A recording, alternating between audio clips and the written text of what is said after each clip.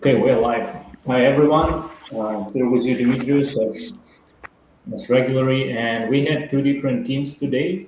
We have the Face Off Show. Here with me is Ben and Mike, also Stratton and Eli. And today we have some sort of competition. We will try to find which team can close the first deal. Hey, guys, how are you? Doing great. Looking forward to beating Ben's ass today. I'm holding a grudge against Ben because he got me debanked, and I owe him $1,000 for me getting debanked. I owe him Yeah. $1,000 I mean, be better at negotiating. because he debanked me. He called me and said, "Hey, bro, you owe me $1,000." Real And life you agree. conversation. Real You life agreed. conversation. And you said yes. I don't know why you would say yes to Real that, but life you did. conversation of how that went. And so this is a cage match for $1,000. 100%. $1,000 on the line. We have to win, Eli. I have no cash because Ben got me debanked. So like, we have to win. We have to win. Oh, let's go. Okay, and both teams got around like 30 leads for today, and some of them they came yesterday. So you already know what to do. Let's start. Okay, sweet.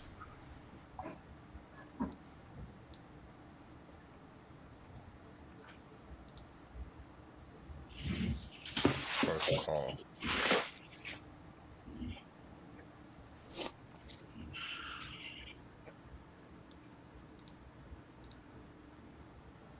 So is it just first to a contract? Are we gonna have any points for anything else? Points. What are you got points for? I Pickup? don't know. I don't think points for a pickup counts for anything.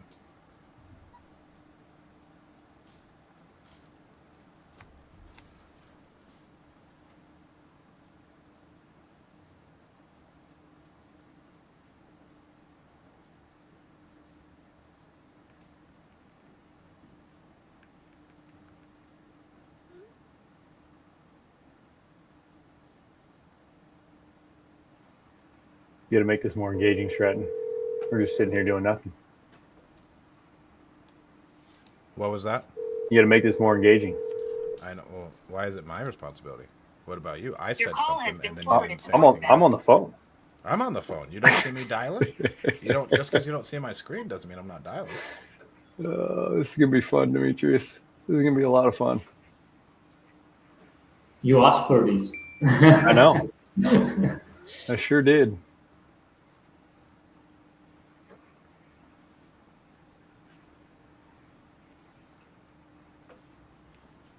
How many calls a day are you usually making, Mike? 6 or 7. 6 or 7? A couple? I've eased off the phones a little bit the last couple Hi. months. If you don't leave a message, there's no way I can call you back. A great answering machine. I hate that. Leave me a message. I'm not leaving you a message. Hi. If you don't leave a message, there's no way I can call you back. You can call me All right. all day. Just triple dialed my first contact. Greg in St. Petersburg. I'm on number 2. Hurry up. Oh, damn it. My dad's calling me. Nope. Sorry, Pops. Lack of focus. Lack of focus. Can't Did love you it. tell your parents that you were doing this and they're not going to call you? Everybody knows. Okay. This is a big moment for me. Like I said, $1,000 to me right now, it's a big deal. I hear you. Everybody knows. I got you, dude. Okay, we got one in Norwich, Connecticut. Where are you calling, Ben? Mikey, who are you calling? You got I'm looking for Cedric right now in Ohio. Dayton? Yeah. I just called Louisiana. That was the lady that said, if you don't leave me a message, there's no way I can call you back. It's a good point. So what do we do? Not left her a message.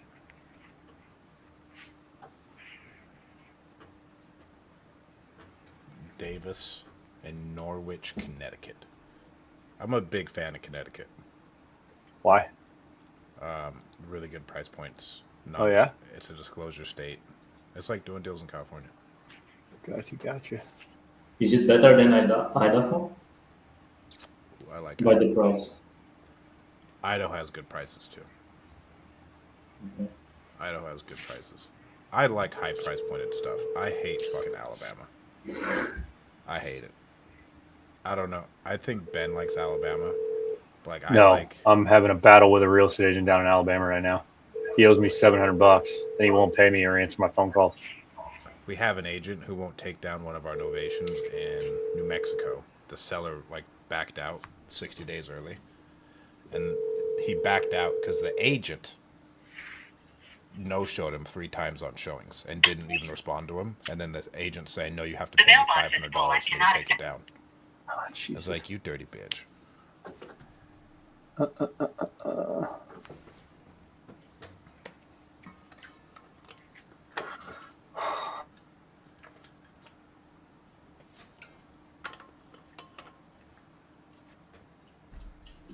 Who are you calling, Eli?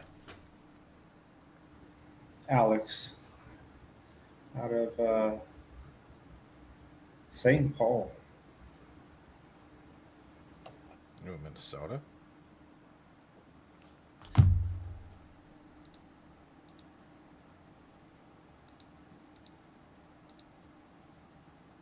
All right, who I got next? I have Art Thonga. Oh, I'm closing this one.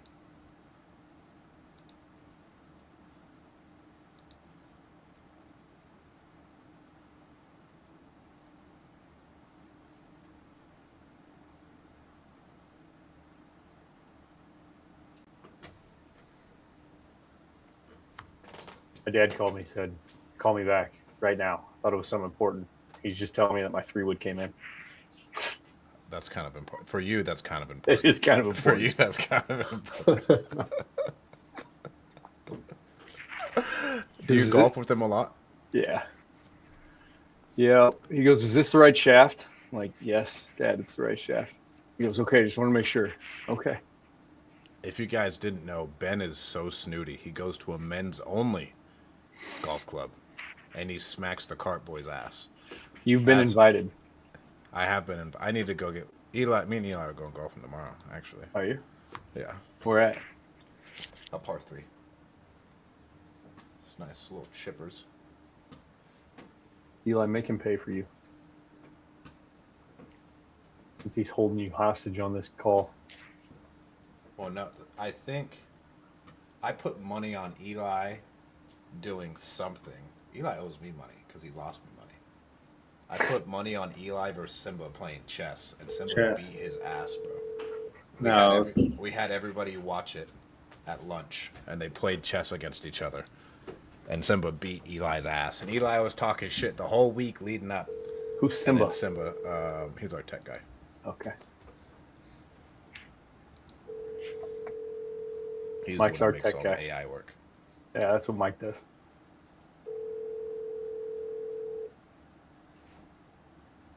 Man, no pickups.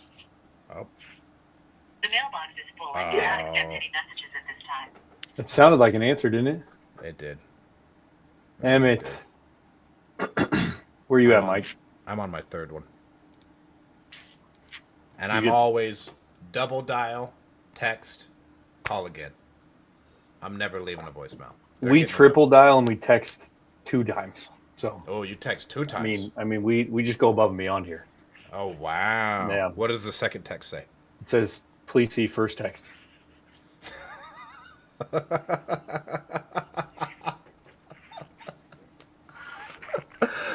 Please see first text message. I mean, that's just creative. That is just creative. Got to think outside the box in this business, you know? All right, next. Oh, Tucson. I love Tucson. I'm a big fan of Tucson. It's either going to be a crack house or a decent one next to the mountain.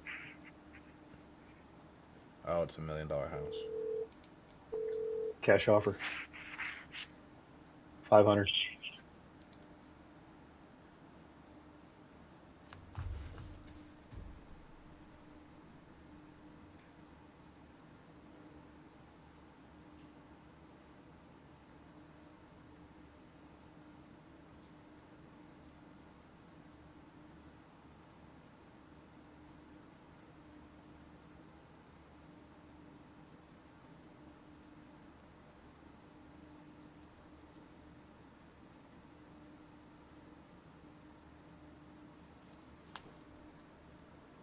Oh, he sounds way too professional in his voicemail. My ideal client has terrible credit. Oh, Mike's on the phone.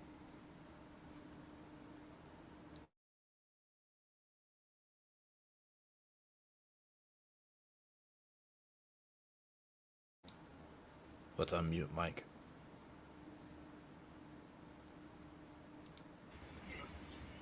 They speak between each other.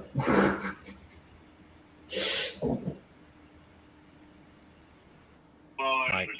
Shoot him in the head with a rifle. Oh, you shoot him in the head with a rifle. Got it. Tail's delicious. Is it? You get one that's about just barely an adult. You don't want an old rangy 12-footer. Gotcha. Chewing a boot. You can make those into boots though, can't you? I can do what? You can make those gators into boots though, can't you? Oh, boots, pocket boots, whatever. I love it. I tanned a few highs, but I got out of that. Yeah. I hear I you. was in it for the food value. Sure. We hunted the Everglades for eons. Really? Yeah. That's fun. I've never done that before. I've been on an airboat, never hunted down there. Well, I had an airboat too. Of course you Where did. we hunted wasn't airboat country, it was swamp country. Really? It was Palmetto Pine Islands surrounded by deep cypress strands full of water. Wow. So it was all swamp buggies or foot. I mean, you're on some. Are you on marshland? Is that where this house is? No. Okay. You got a big old patch of green right behind you. I got a what? A big old patch of grass and green that I can see from the overhead view right behind you. Oh yeah, well I got 6 acres actually. You got 6 acres. 6 acres out there. Holy cow. It was a pasture at one time. We used to have a garden out there. Yeah. No, I haven't. I just got too old for that crap. I hear you. How old are you? 78. That's not too old. Well, it depends. Oh, well, I'm looking at it right now. You got the biggest piece of property around your entire area. Yep, it's got access from 2 different roads. Looks like it. I bet Margaret there's. Street on the west side. It comes off of Palm River Road. It dead ends Yep. about halfway back Gotcha. from the west. Okay. And I live on 16th Avenue. Yeah. And they put a culvert anywhere else along the ditch out there on the side of the road, and there's bigger entrance right there. So I'm betting when you moved out here, there weren't all of these neighborhoods built around you, No.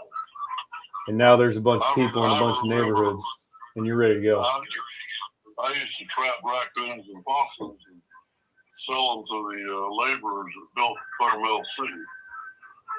I was buying bicycles, BB guns, all kinds of stuff. I'm wealthy for a kid, that's but anyway, Clearwell came first, then Adamo Acres. But it was all pasture land at this time. Yeah. Yeah, I can see why you'd want to get out of there. I just got out of. I'm ready for a change. I'm going to downsize. Okay. I have no use for this much property anymore. Yeah. Except my grandkids ride a four-wheeler around out there. If you look at the aerial, you can see the four-wheeler trail. I can. Yes, sir. I'm looking at it right now. Yeah. That looks fun. But it needs to be, I need to clean it up a little bit. It'd make it easier to sell if it was cleaned up where you could really see it. Okay. Well, the fence lines all the way around it are grown up. Gotcha. Okay. You have that next place picked out already, or are you still looking for it? I'm sorry. That next place you're going to, you have that picked out already? You still looking for something? I'm looking. Okay. trying to decide where we're going to go. It's just, that's the hardest thing. I don't know where I want to go yet. Yeah. I was going to go to Tennessee, but it's too cold up there for too long. Agreed. You got about 3 months of pretty cold weather. That's for sure. Then your summer's about 3 months, and then you got fall. Starts turning cool again. That's the Midwest for you. Yeah. My daughter's got a lovely place up there on top of it. I call it a mountain, but it's a foothill. You can see forever. Yeah. It looks out over an area called Mystic Valley. It's just beautiful. So, Why not have two houses, one in the warm area and then one up there near your daughter? I'm too old to be traveling. Okay. I want to go one place and put down some roots till I die. Got it. I understand.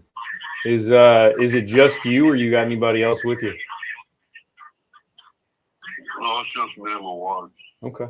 Well, that's what I meant. I was wondering if you had a wife. She was still there. I've got a realtor in Dade City I'm working with. Okay. That's gonna help you find that next place. Yeah. Good deal. How's your wife feel about all this? She ready to move too? Oh yeah. Okay. Well, let me ask you this. Why not just get a realtor on this one and sell it with a realtor? Well, because so far people that are looking at it, there's no realtor involved. I hear you. Cash, all expenses covered.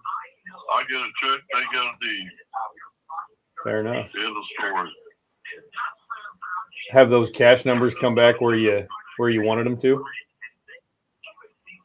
I'm not real sure yet. I'm looking into that. Okay. I kind of have a feeling they're probably not going to be where you want them to be. Do you have an idea of the number that you're wanting to get out of this thing?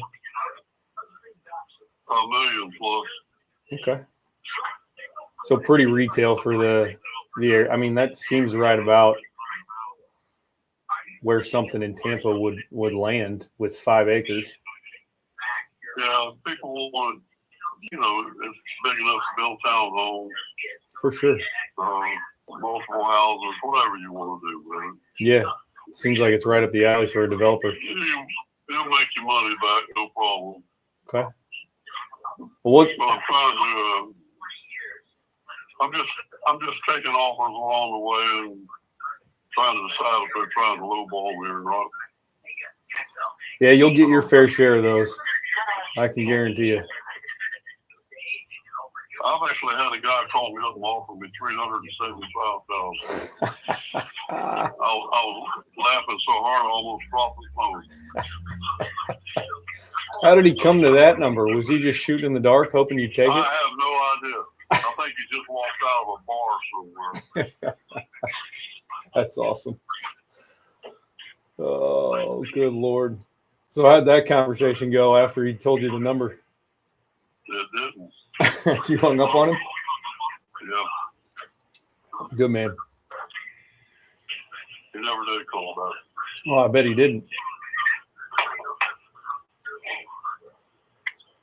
That's probably Well, that's what I'm up to. that's probably the toughest part about this property is there's just nothing out there that's 5 acres that has a house and all this land on it. I mean, it's hard to comp. It's hard to find something that tells you the value of the house. Yeah. What's Well, the it's concrete block, 3-bedroom, 2-bath, metal roof. okay? My dad built it block by block. Okay. There's no wood in the house, in the walls. If you want to hang a picture inside the house, you got to drill a hole with a concrete drill. So that house ain't going nowhere. Bulletproof. Got it. Hurricane proof. Oh yeah, been through all of them. I bet. So what? Let me ask you this: what happens if you don't get the offers you want from cash buyers? What are you gonna do? Well, I'll eventually probably come down, but I'm not sure exactly what a full asking price is going to be at. I'm looking into that. I hear you. I've been told all kinds of things. Well, I bet. And I bet they're all over the board because a 5-acre property in Tampa is pretty tough. Yeah. It's kind of worth what the market's willing to pay. Wouldn't you agree? Yeah, well, the people that want to make money are willing to pay the money to get it. For sure. So that's where it's at. Yeah. I got a little advantage there because I got something other people want. What? The property and all. Yeah. Well, I'm you mind if I shoot you straight for a second? Sure. I don't think these cash buyers are going to give you what you want, especially the guys that are filling out the forms and getting their information. They're shooting in the dark. They have no idea. Really? Yeah.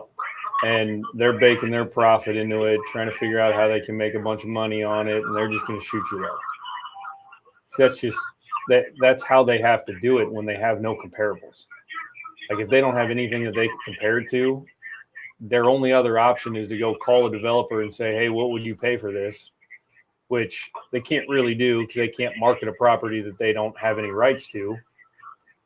But some of them will try and see what a developer's willing to pay, and then they'll tack their, $100,000 fee on top of it and give you an offer based off of that.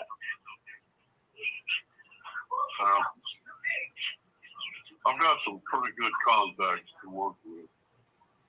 Pretty good contacts? Yeah. Realtors that have been here a long time. Gotcha. And you'd want to go that route of dealing with a realtor and, picking your favorite one and pissing the others off?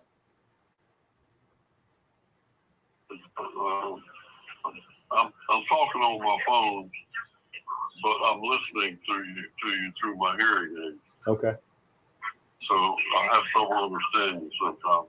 Oh, you're good. I can talk louder.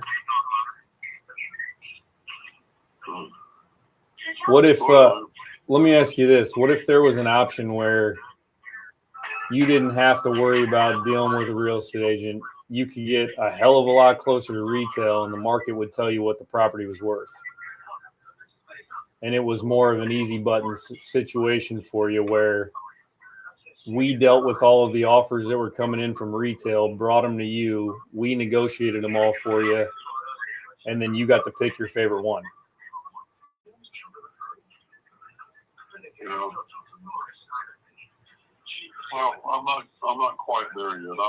Okay. I'm not in a big super hurry to sell this. I hear you. Although I would like it. I'm going to buy another house, so we'll keep this one occupied until. But nobody's going to pressure me into it. So your plan really is to buy that other house and then figure out what to do with this one? Well, I could sell it before, but I need a place to go. Fair.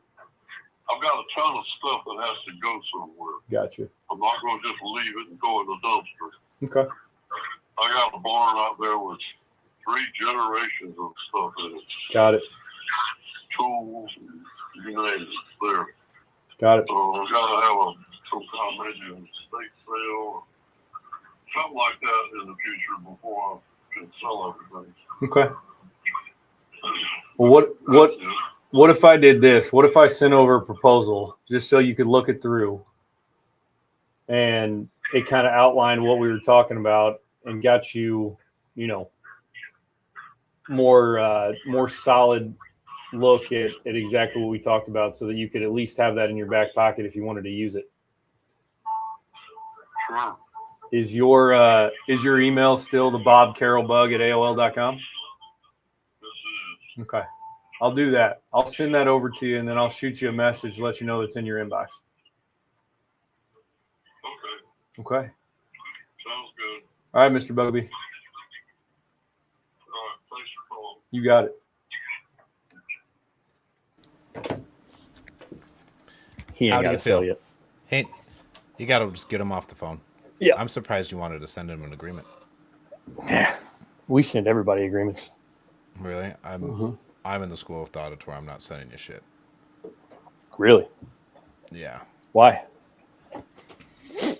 If you don't close them then and there and you send them an agreement, it's essentially all for naught.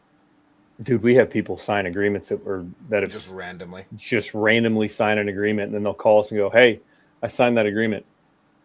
Okay.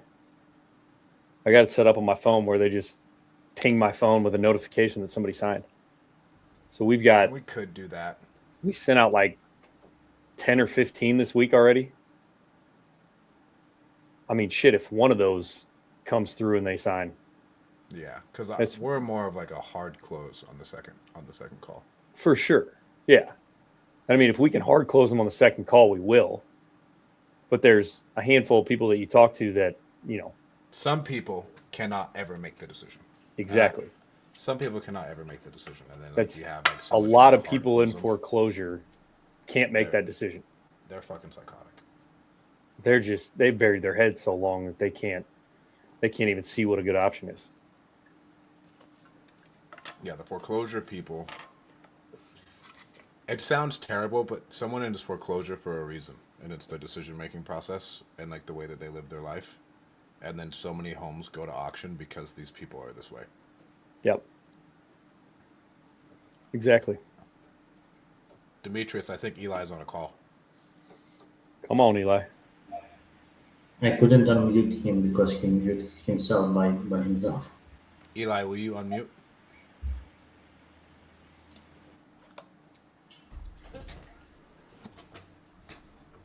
He can't hear you, dog. And Eli, unmute, please.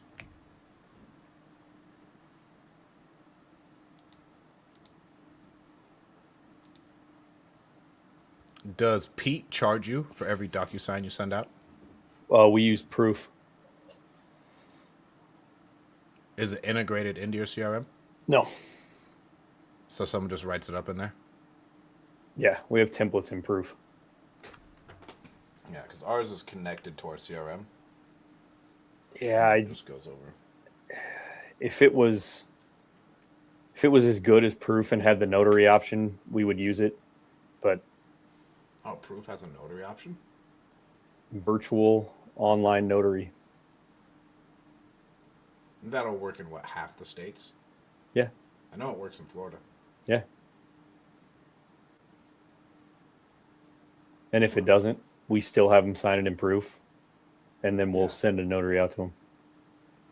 Your notary rotary thing's amazing. Thank you for that, by the way. Notary rotary. Yeah. You told me about that. Jog my memory.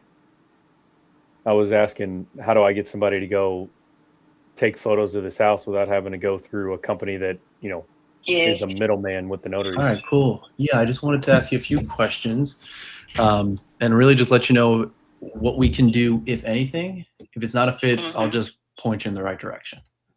Okay. All right. So I guess give me some background. Is this a primary residence? Is this like an investment property?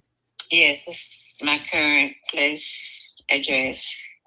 Okay. Condo in a community of 55 plus. Gotcha. Has 2 bedrooms, 2 baths, living and dining area, and a small utility room, and 2-car garage. Okay. How long you been living there for? Since 2003. 2003. No, I'm sorry, 2023. Oh, okay. Wouldn't even be up in 2003. That makes a little bit of a difference, but okay. So 2023. So it's only been what, like 3 years, if that? Mm-hmm. And so why are you looking to sell and move out of the community after only a couple years? I want to relocate closer to my daughter. Oh, nice. And where does your daughter live? Nashville. Okay.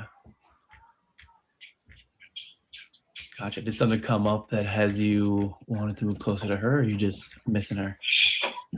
And no, I'm just getting older.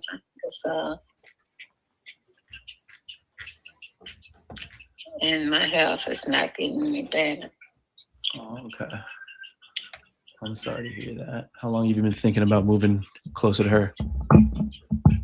And this year, This year. Okay. Did something happen recently where it was like, all right, this is the final straw. Like, I got to move closer to my daughter? no, not really. I just thought this would be a good time since I still pretty much has my health and strength, and I'll do. But I'm just thinking if I get any older, I'm not gonna want to move from here. Okay. That makes sense. I'm sure your daughter's probably excited to have her mama move closer to her. I mean, I know I live across the country from my mama and she misses me all the time, so. Yeah. And don't get me wrong, I miss her too. It's not a one-way Yeah, miss. yeah, yeah. Do you have other kids as well that live in Nashville, or is it just her? Just her. Gotcha. My own kid.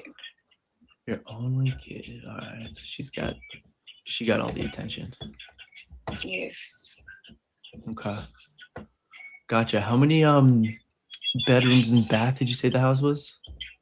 Two bed, 2 bath. 2 bed, 2 bath. Okay. And about how many square footage? About 1285. 1285. Okay. Gotcha. In terms of the inside, is it like, did you have any updates done recently, or is it a little bit more outdated? Well, it's it's not outdated, but it could use some updating, I guess. A little bit of TLC. Yeah. Okay. I mean, it was painted and it looked nice when I moved in. It still does because I hadn't been here, like you stated, that long. Gotcha. Okay. What kind of like cabinets are in the kitchen? Just some oak cabinets, nothing fancy. Oak cherry. Okay. Got it. How about the floor? In the living room, not living room, in the great room area, great room dining area and hallway. It's the vinyl that looks like wood.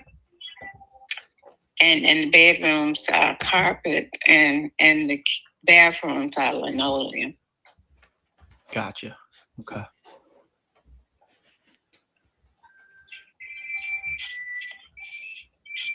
All right, very nice. And do you know how old the roof is by chance? No, I don't, but it's fairly new. The HOA takes care of the roof, so. Oh, not bad. All right. How much are the HOA fees and where you're at? 365. 365. Okay. Got it. All right. I don't see a garage. Is that right?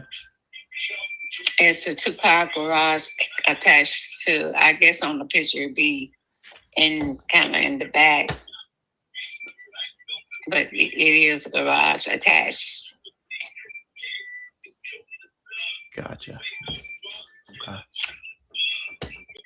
If you look on Zillow, the house is not for sale, but you can see a picture of the house, and it's not there. Any of my furniture in there, it's not.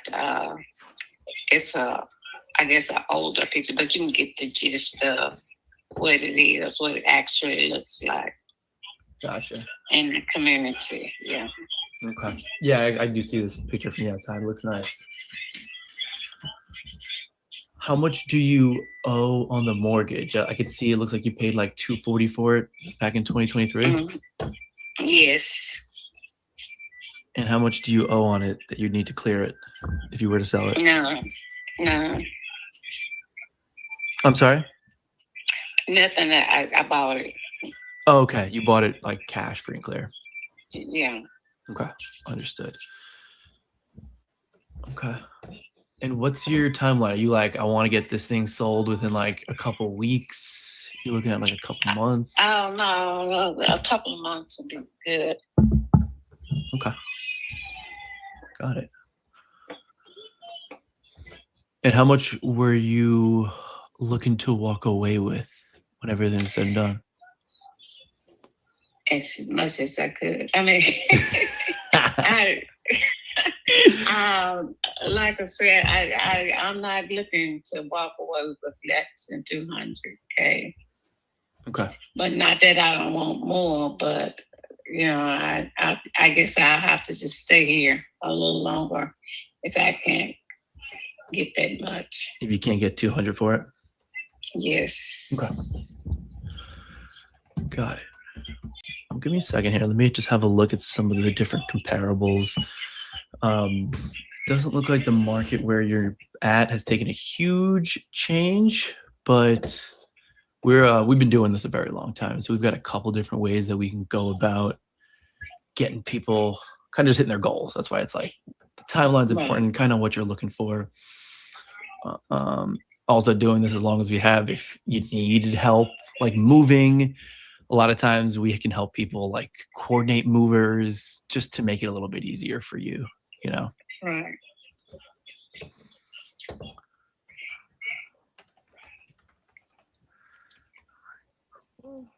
Have you ever sold the house cash before?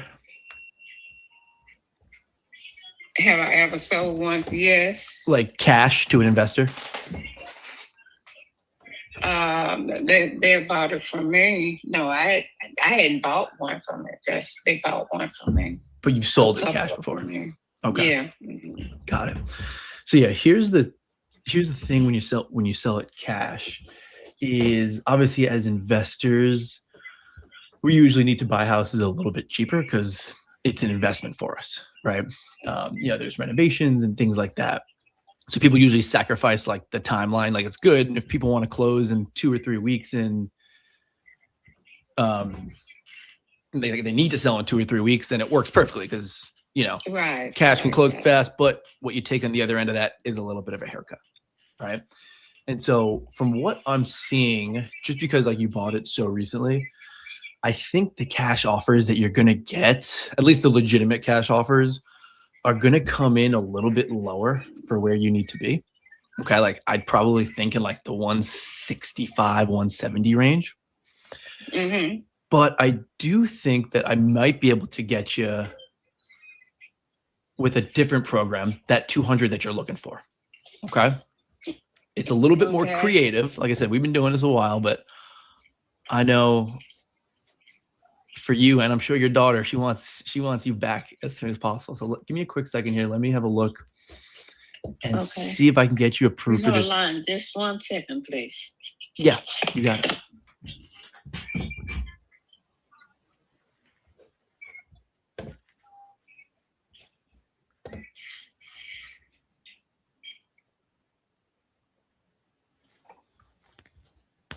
$195 works.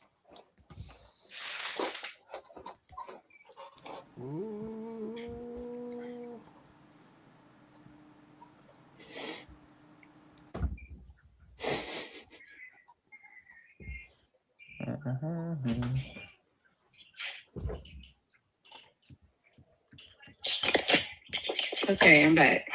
All right. Where'd you go? I just stepped in another room for a minute. Okay, cool. Sometimes people are like, oh, give me a second. And they're gone for like 10 minutes. I'm just waiting on the phone by myself. Right. So when you said your timeline was a couple months. Some people say a couple months and they're like 1 to 2 months. Other people mean like 3 or 4 months. In an ideal world, how quickly do you get the money and you start the move? As soon as the buyer wants me to move, if it's something I'm ready to move with. Yeah. Okay. Got it. So here's what I'm seeing. I found a couple different comparables in Cordova that kind of match what you're talking about, give or take like a little bit, a few hundred square feet. Like I said, I Mhm. think that a cash offer is just going to come in too low. Like I don't think you're crazy overpriced for what you're looking for. Mhm. So that's good. We have a program. All right, it's called our Fast Track program, and this is kind of like an in between of a cash offer and like if you were to list it, say with a traditional realtor and deal with all the headache that comes with that. Essentially, instead of us purchasing it cash ourselves, we go and we get it in front of as many people as possible, and we guarantee you a net number. So you don't need to worry about like what is my walkaway going to be with like commissions, closing costs, like that's just too much confusion. And so we lock you into a number where you know exactly what you're walking away with. And like I said, instead of us buying it, we go and we get a retail buyer who's able to pay more. And we take all the work off your hands. So you don't need to be involved in the communications. You just let people who've been doing this for over a decade do what we do best. Okay. And so Okay. with what I'm seeing, the number would come back at 197 net to you.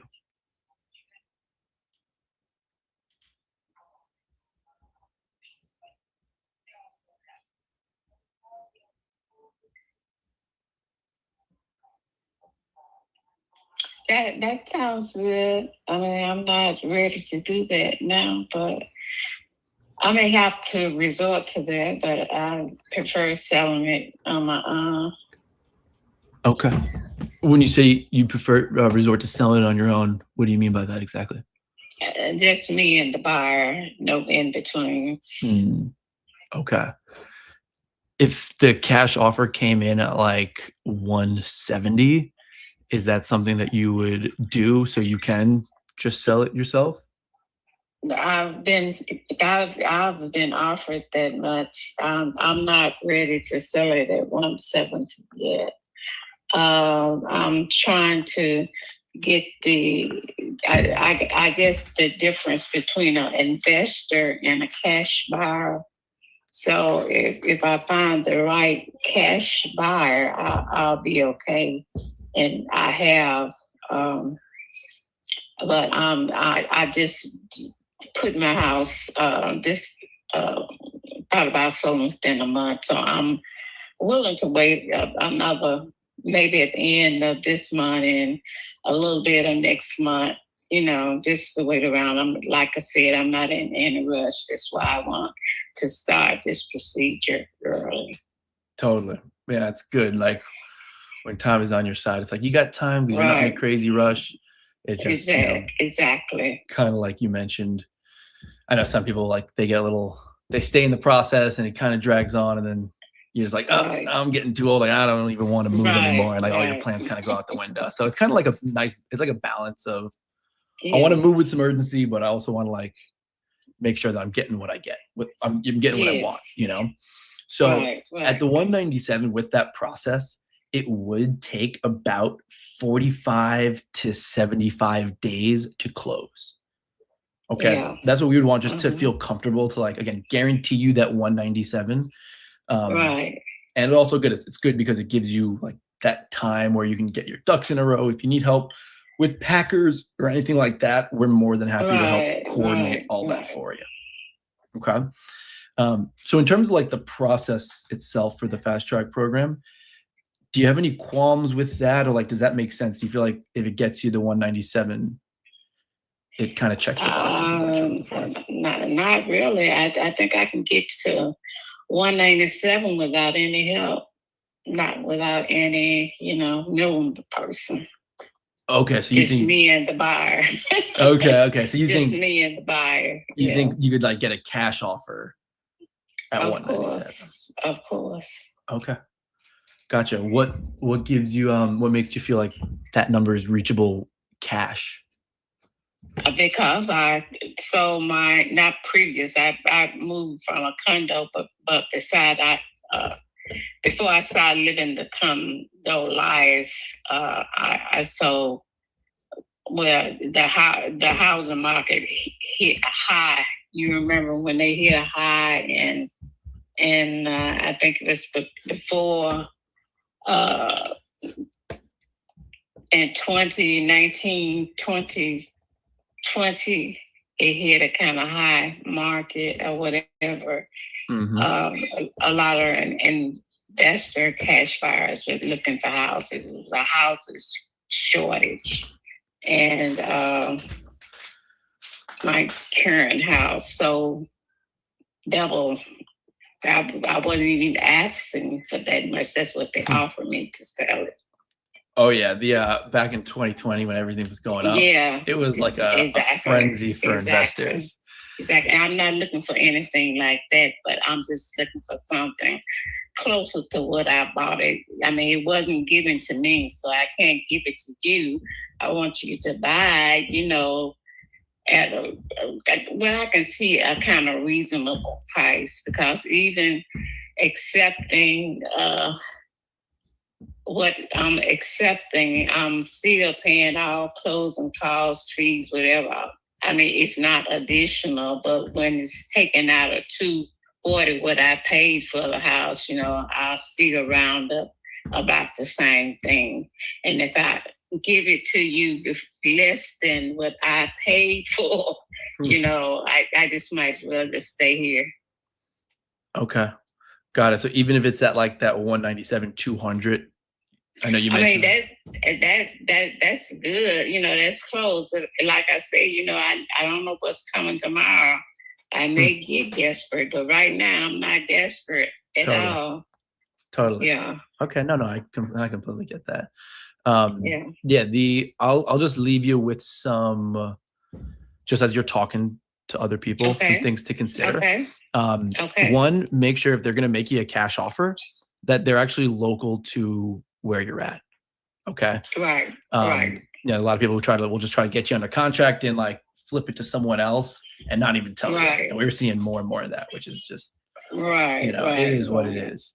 The other thing to keep in mind of why I think it's going to be a little bit tricky to sell this home cash is that the buyer, it's a 55 community, so the buyer needs to get approved by the HOA. Do you think that's correct? I don't think so. Oh no? Did they do any kind of check on you to make sure that you were like 55 when you bought the house? Yes. I mean, I guess they asked my realtor. Well, they didn't never ask anything personally of me. Was I 55 or anything?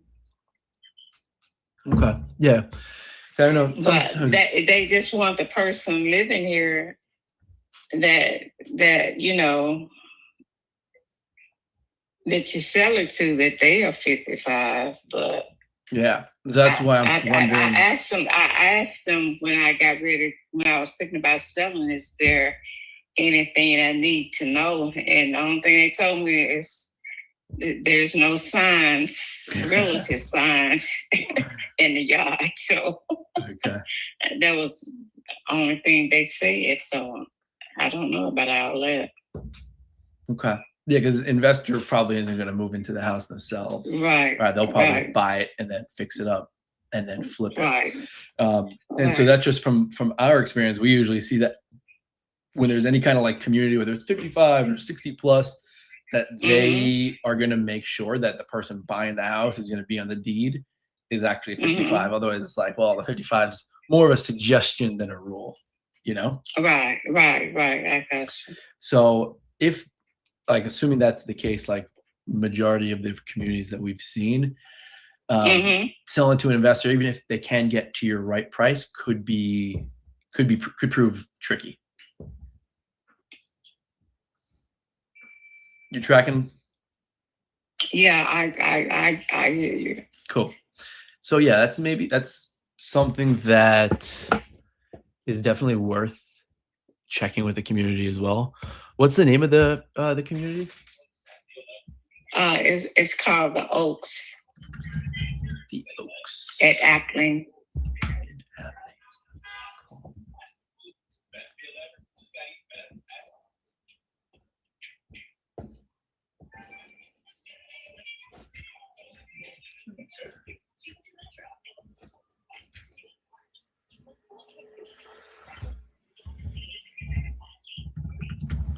I can't believe it's still on the phone. He didn't lose it. Okay.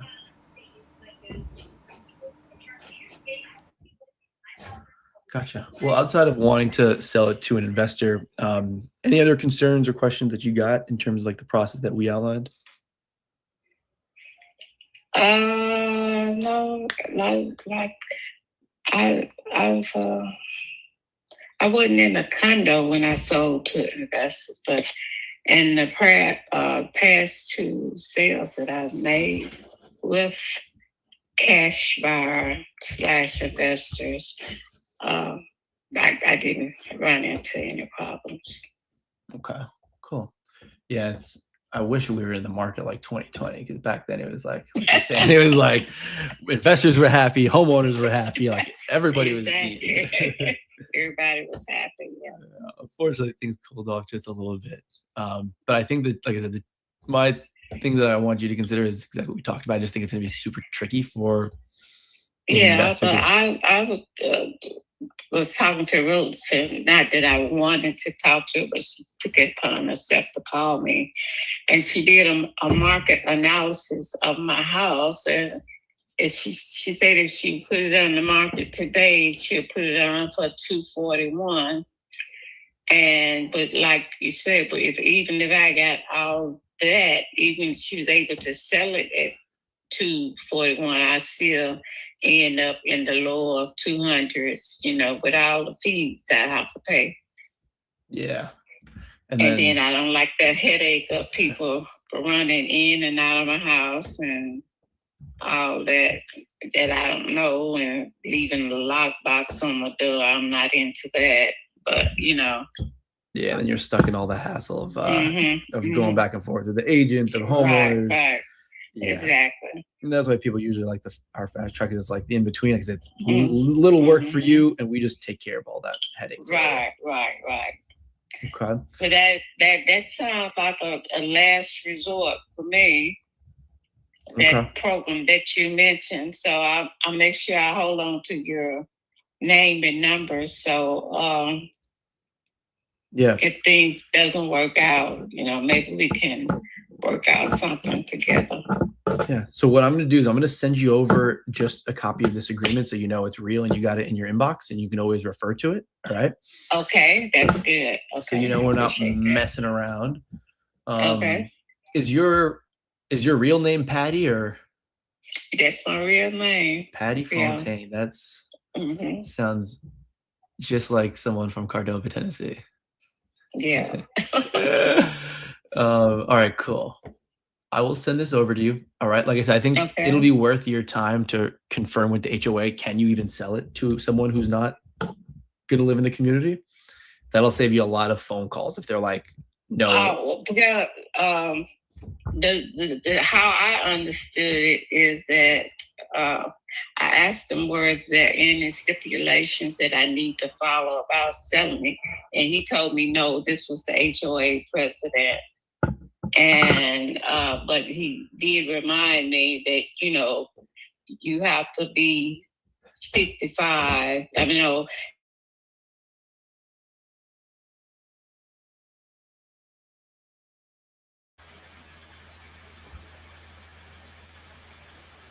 Eli, unmute yourself.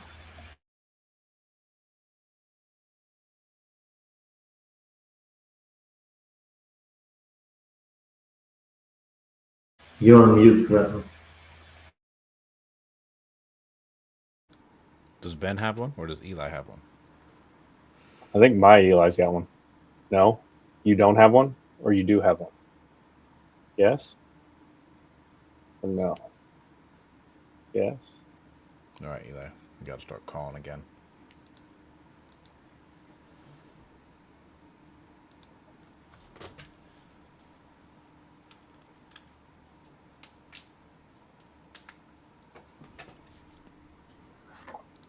That lady loved you, Michael. Bro. Loved him. He did great. It's that smooth voice. He's got that late night DJ that Chris Voss was talks on about. there, he was on there a little long, but she didn't say no. She said no, but it wasn't a fuck no. Yeah, it was. That's one of them long-term follow-ups you just stick with. It's crazy. We tell everybody in the community, Follow-ups where you make your money. It is where you make your money. But people just, they want the instant gratification. It's crazy. It is where you make your money. I don't understand.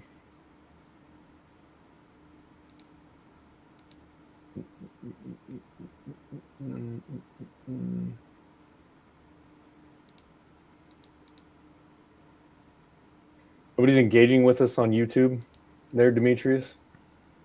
It's unreal. They must be blown away by how good we are at this. I mean, Mike had a good call. He did. Mike had a good call. We have only one comment this one. Never let him go. Who is that, Stratton? I don't know. Okay. No clue. It's probably Eli.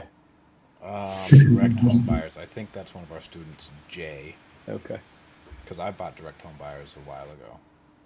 You- I brought direct property buyers, and then I I was gonna switched say. to easy fast offers.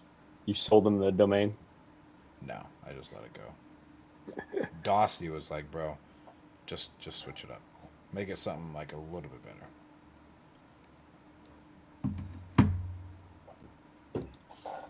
Easy, fast offers. I think easy fast offers is sexy. I think it's a good name. I do. I don't give you many compliments, but I think that's a good name. Yeah, I think easy fast offers is a good one. Works nationwide. It does. Demetrius, why don't you start a cash buying company in Portugal? This market is so full.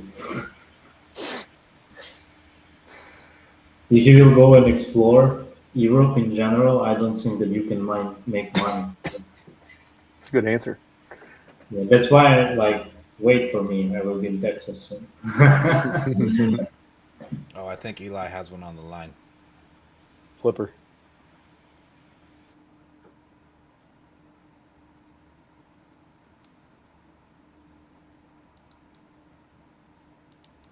Yeah, it's in Texas.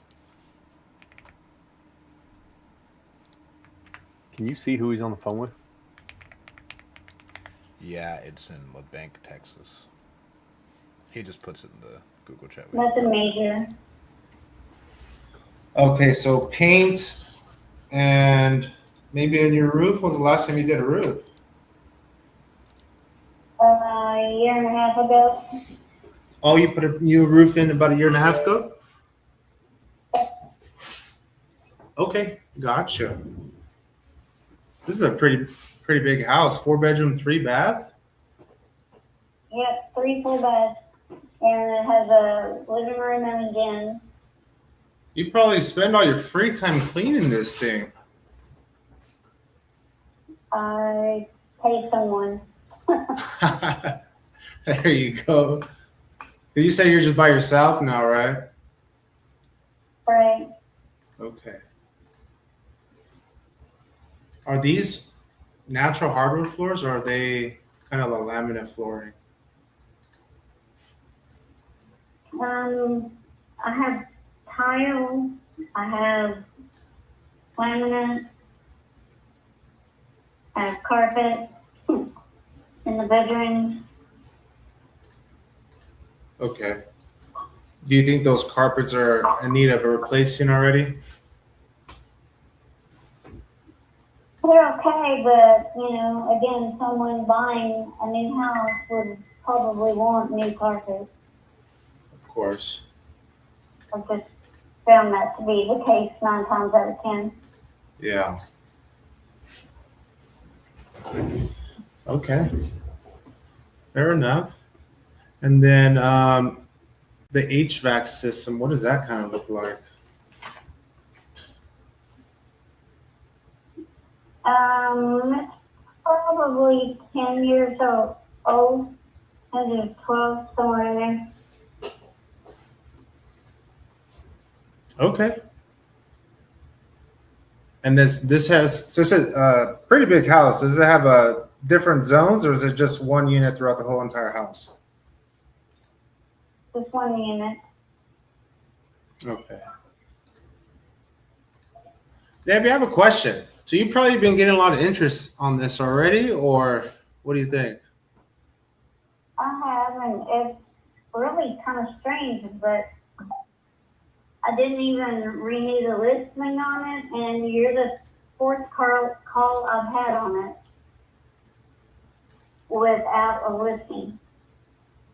Gotcha. So you haven't had this listed. Is that what you're saying? I had it listed before, and then it expired, and I haven't renewed the listing, but I've been getting calls on it.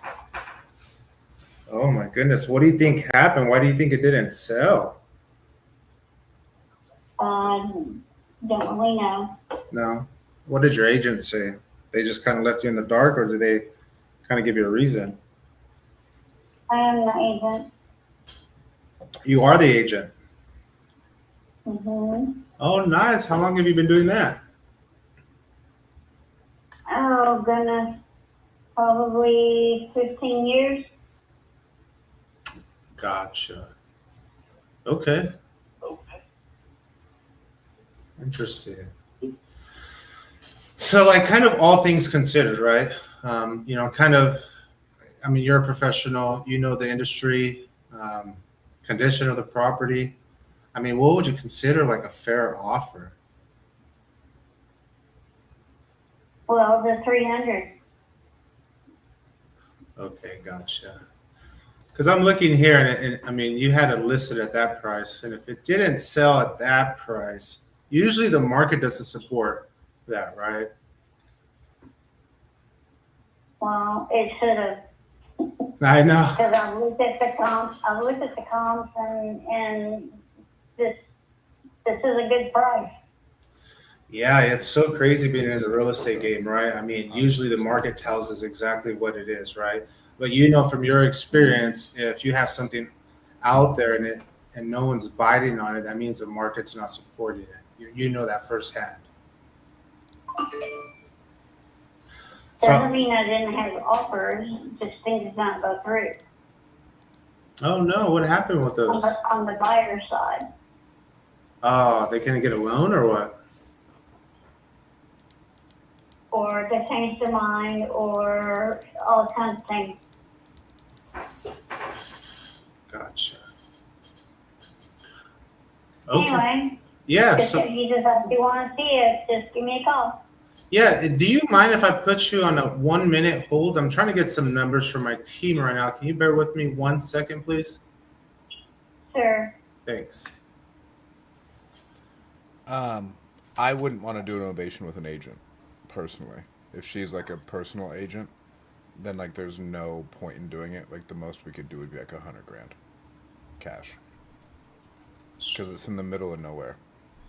Okay, I'm on now. What's up? I wouldn't want to do an ovation with her because she's an agent and she's unreasonable.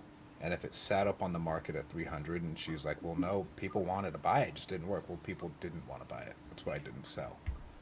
And you handled that correctly. I think you could just ballpark it like, hey, honestly, ma'am, if it didn't move at 300, it's probably going to need to be priced at 250 active on the market. If we were going to make any money and go remodel the house. If you record your name and reason for calling, I'll see if this person is available. Big house. I mean, what is it, 2,600 square foot? Yeah, this has been just giving Sue a call about her house in Spring, Texas. So what do you think about 150? I'd just ballpark it with like 100 to 150 and move on. Cash. Okay, Debbie. So the team is looking at this now.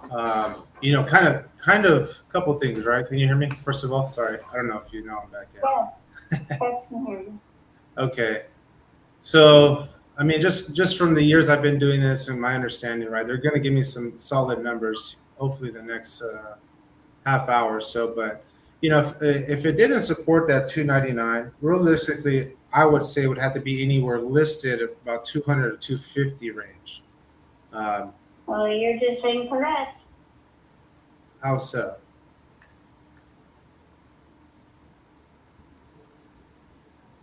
And she's gone. We didn't lose out on much. If you guys are dealing with the seller like that, I think it's good to call them out But like if she's saying, well, no, my price is my price, and I'm experienced at what I do, and it should sell at this price because what the comps say, but it was on the market for a certain amount of time and it didn't move. Eventually, this person will have to come to Jesus, or she's just going to stay there. I didn't hear much at the beginning of like the pain that she was going through, that why she needed to sell. But that one's just you handled that right. Like we just move on. I'm not going to call her back or send her any paperwork. That woman is not our avatar at all. Nope. She's gonna sit on that thing for a year. Wonder why it didn't sell. Yeah, and be like, well, it's priced right, and she doesn't even know what she's doing. Yep. The only other option is to have multiple people call her and explain the same thing. Yeah, because like she said, we're the fourth person. Some people will take time and explain it to them, and I think you should educate them a little bit. But I she's 100% like agree trying you to should explain to a educate. doctor why they have cancer. The doctor's like, I fucking know. I already am a doctor, this and that, blah, blah, blah. Like, well, you're 350 pounds and, like, you're overweight and you don't exercise. This is You're not probably taking peptides. Yeah, you're not taking enough fucking peptides, bro. Come on, bro. Listen to the bro science. But, like, you're not going to get through to her. We should always educate. You can try and educate her a little bit, but then she's going to talk to 10 other people. They're all going to tell her the same thing. She's going to think all these people don't know what they're doing. On to the next. Yep. Let's hear Eli Madden on the call.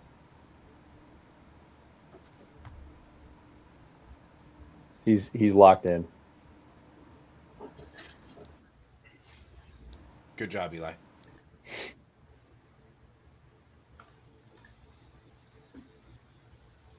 Absolutely. Well, And you don't have to do the other thing to make a lot of money. I yeah, had the chance to meet some of the guys who also were bigger than me, who were doing things downtown Cleveland. how did Was some of the guys who were donating money to Cleveland Clinic and University Hospital, getting wings named after them. I got a chance to meet some of them. wow, that'd be kind of cool though then, huh? Yeah, it's cool, but they sharp. Yeah, they It's on a different level. yeah, absolutely. I mean, and, Right? They're Bentleys and Rolls Royces. yeah, That's what don't drive when they get driven. yeah, that's true. And you like we've been going here on our conversation so far. You sound like the kind of guy that appreciates honesty and being straightforward and just being upfront with someone, right? Like, When I can hear it. yeah, absolutely. Well, Ricardo, what I'm going to do here is I'm actually going to kick the information over to our team, and we're going to share the notes with them that you had mentioned. You know, the newer updates, like the hot water heater, the vinyl a couple years ago, and share with them some of the updates you did with the kitchen about what you said 15 years ago, all that good stuff, right? And what I want to figure out is going to be like, what's going to be the next best route for you, so that we can try and put something in front of you that makes the most sense. To No, you're not going to offer, but so much. The team is usually you. But anyway, you might have maybe a couple people in your office. yeah, we got a couple people in our office. Guess what? Everybody says they're going to talk to their team. I am going to actually go talk to my team.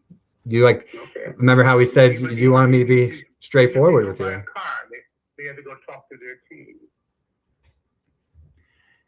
Usually, but remember like how we agreed. A lot of times it's not a team, because my brother used to high pressure sales. No, you go into the room, stay there for a little bit, and come back out.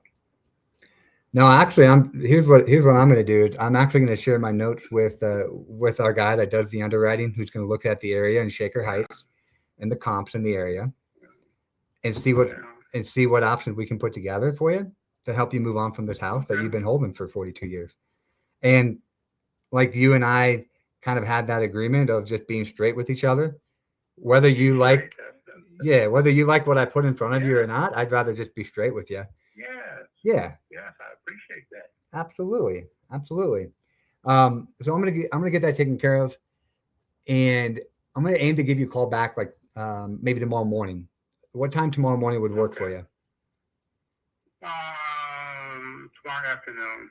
Tomorrow afternoon. You'll be busy in the morning. I'm still busy doing things. I mean, you sound like a busy guy. You got a lot. You had mentioned some other properties before that you already sold. So You got. It sounds like just that alone, you got a lot going on. Apartment building I sold also. Really? How long did you own that one? Yeah. I didn't own that for about 10 years. Okay. And 13-suite apartment building. nice. And just one real estate guy to another. I guess I'm just curious. Like, how did you come across that apartment complex when you bought it 10 years ago? I couldn't buy it because of the connections I had at the time. And when it came up for sale, I went to see it. Mm-hmm. And I'm pretty good at doing inspections also. Mm-hmm. I had a guy that did inspections for me, but I'm pretty good at it myself. Yeah, I mean, you've been doing it for 30 years. And guess what? What? Take care of the boiler. There's a steam boiler. Mm-hmm. The size of somebody's living room was in that building. Mm-hmm. In the sub basement, actually. Really? Brick building. Yeah. Wow. Wow, that's pretty good. I didn't like dealing with the tenants. Well, that's the fun part of having real estate, right? And renting everything out is dealing with all the tenants and everything they bring. I've heard Bring it. I've heard every lie that can be told. No kidding, man. What was the best one? I guess what's the worst one that you've heard? They all, well, not all the people, there are some decent people. Mm-hmm. There are some decent people, but there's a whole bunch of other people, they have a game. And somebody was kind enough to tell me the game. And it don't make sense to me if you take up like your living room, Mm-hmm. your couch is on one wall, and you during the process of living there, you move it to the next wall. And when it's time for the couch to come back to the original wall, it's time to move, or it's time to quit paying rent. Mm-hmm. Yep. Got to make one or the other. Babies getting sick. I heard about babies being sick. Husband going to prison. I heard them all. No kidding. Wow. Children getting raped and things like this. And it didn't happen. They were just trying to get your sympathy and just to get a little extra time on the rent. Had to pay rent. Yeah. Yeah, that's why they didn't have to pay rent. That's why I had a lawyer. Mm-hmm. A constant thing. I tried to switch over to a management company. And the one I chose, I thought they were okay. They were not. Well, the original guy, he was a lawyer. His lackey was not good. Because all the people told me that they were trying to sleep with the women. So I had to had to get another lawyer to get rid of them. Wow. Man, you've seen it all. I've seen it all. I've seen quite a bit. Yeah. Well, touche. We haven't all seen it all, if you will. But we've all seen a good deal of yeah, my goodness. Holy smokes. Okay. Well, here's what I'm gonna do. I'm gonna kick it to my guys, and we're gonna see what we can do. I know I put that number a little shot in the dark to you earlier. That 160, 165 number wasn't gonna be ideal for you. So let me see if there's a different way that we might be able to get a couple extra bucks in your pocket. Okay. And you said tomorrow afternoon is usually best? Yeah, tomorrow afternoon. Okay. So I have a call booked. In the morning. Okay. So I have a call booked from like 3 to 4 p.m. tomorrow. What time before or after then would be good for you? After 4 then. After 4? Okay. Yeah. I'll give you a call after 4 and we'll reconnect. And we can walk through what might be a good option for you or not. And you can tell me at that time too. Okay. All righty. I'll talk to you soon, Ricardo. Okay. You have a good day. Yep. You too. Bye-bye. Bye. I love that you do that, dude. I love that you just throw out numbers. Yeah. I was like, what if my team comes back at like 160, 165? And he's like, absolutely not. So like when I saw your note in there, I'm like, let me hold on. Let me see if I can make Yeah, something. yeah, I hear you. It's a 300 back end. What do you want us to do, Demetrius? Get someone special? What do you mean? Like that guy who was talking about how he. I'm for the Stratton because he's calling, but looks like no connection with anyone today. So I think he need to find someone special today. Strat's got 0. He's got a big old goose egg on the board. I know. I have no one on the phone. I got one in Idaho. You want to call him? I was just calling someone. I got plenty of leads in here.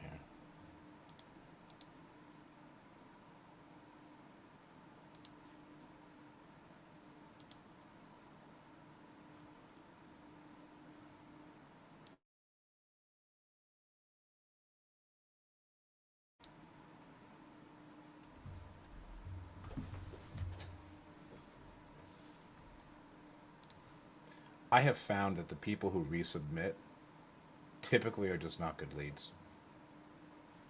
Like they're just retarded. They're just retarded.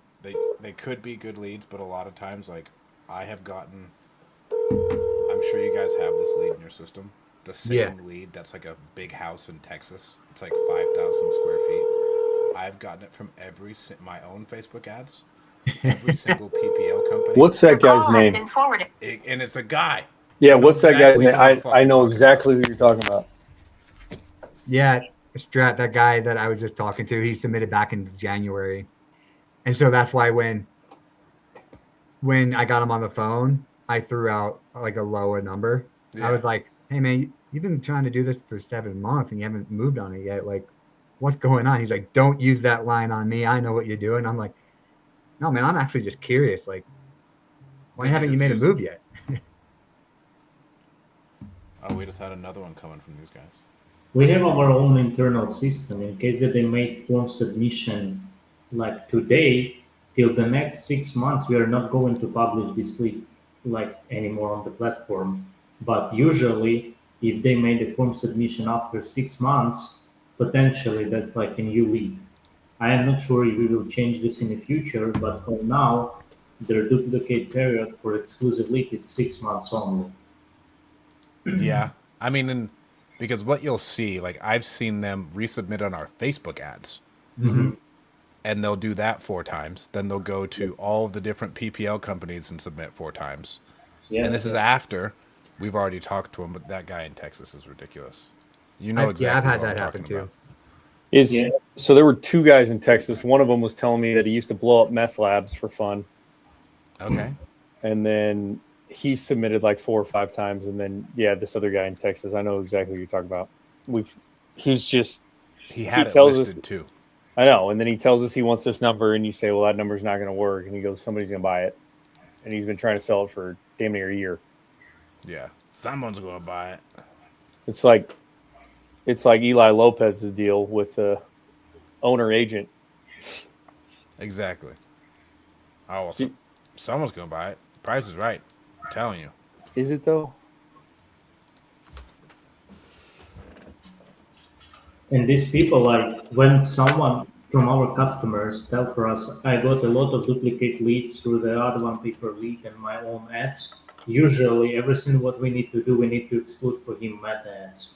I don't know why, but people submit a lot of form in meta, but we have Google AdWords and search engine optimization, organic leads as well.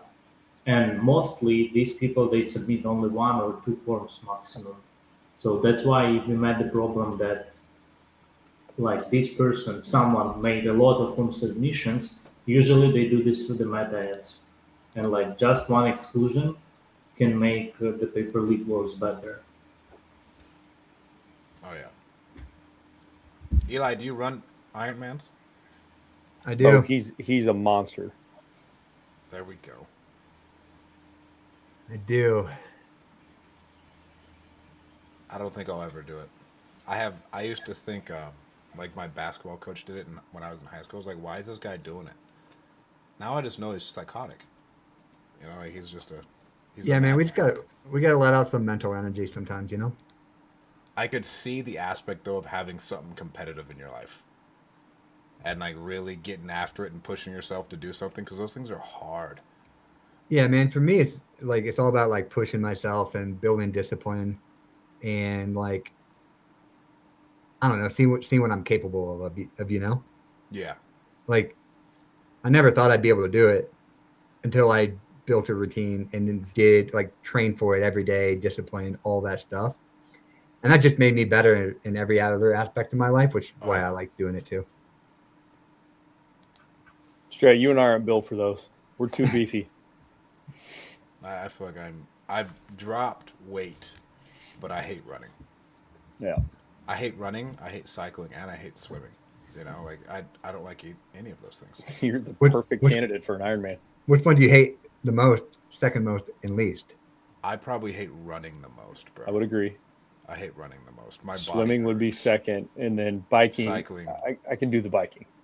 You think that, but my dad does this thing called Loaded Jaw, where it's like 260 miles in a day from Logan, Utah to Jackson Hole, Wyoming.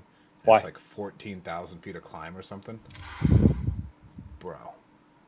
That's a little bit different than an Ironman. I'm assuming, Eli, you're not biking mountains.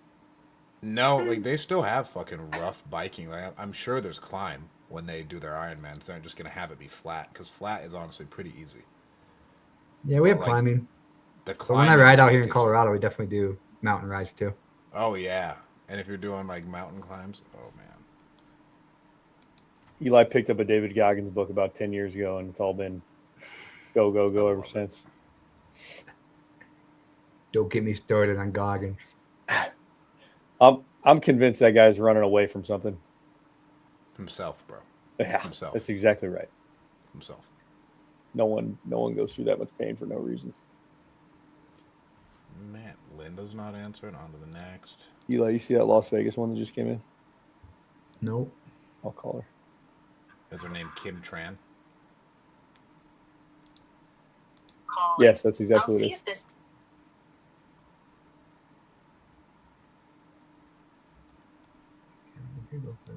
Okay, Eli's still pumping over here.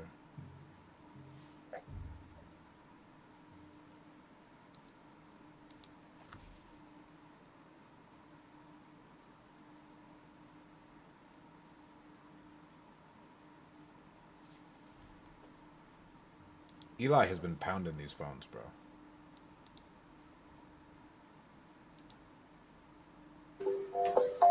I'm sorry, this person hungry. is not available. I hate the fucking call screening, bro. Dude, it's so annoying. I hate it. So annoying. Like, where did people come up with that? Is that Google? Or it was Apple. Is it Apple?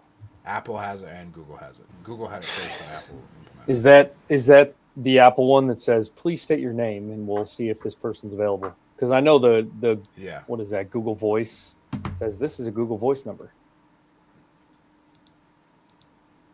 I didn't realize Apple threw that on theirs.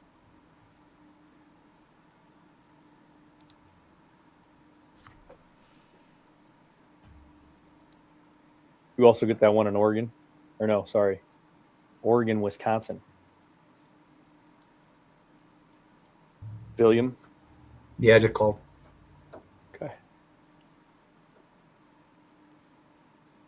Mikey, did we get a JV lead that just came through?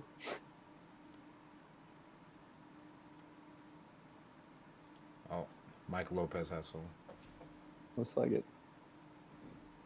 It's over here right now, so we're just visiting Okay, nice. Where are you guys visiting?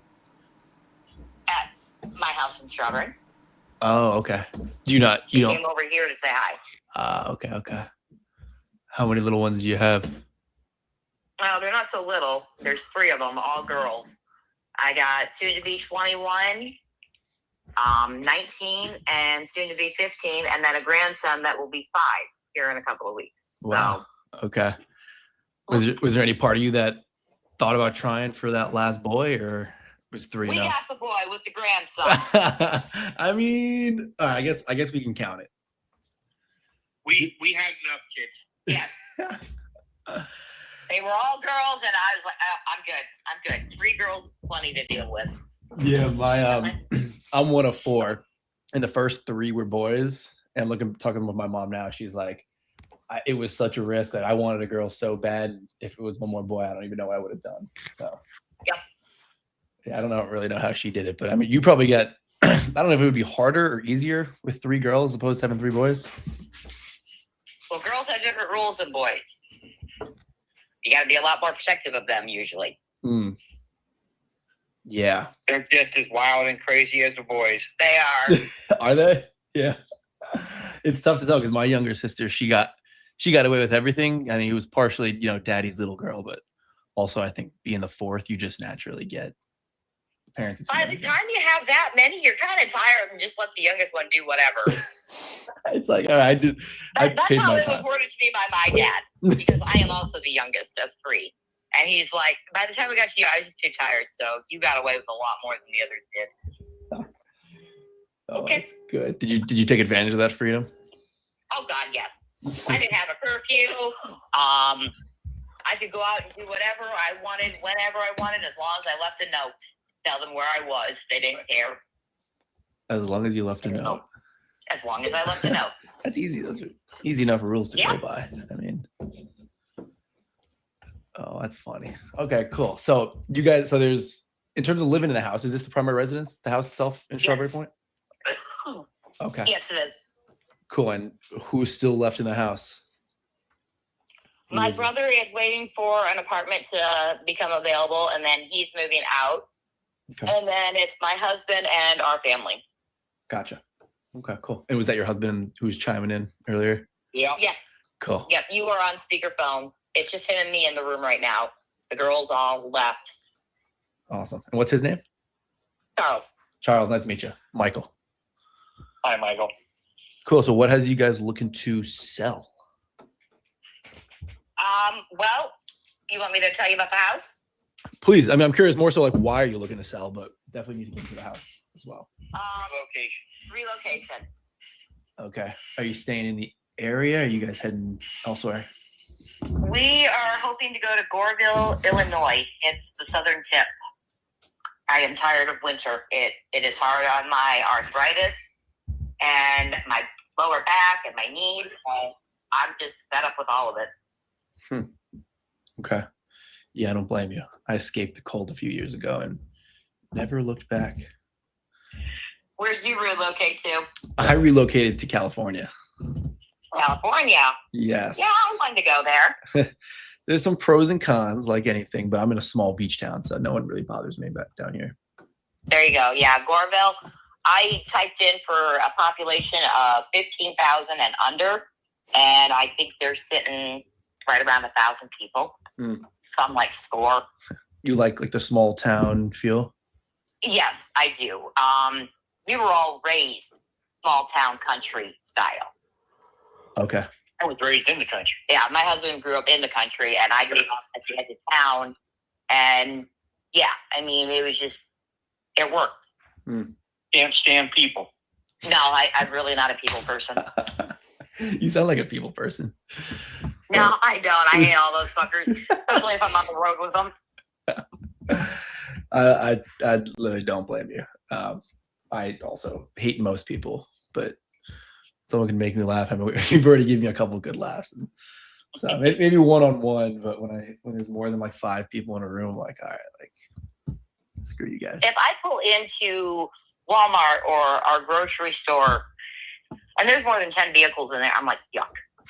I don't want to do this. You're waiting in the car for it to get under 10. Right?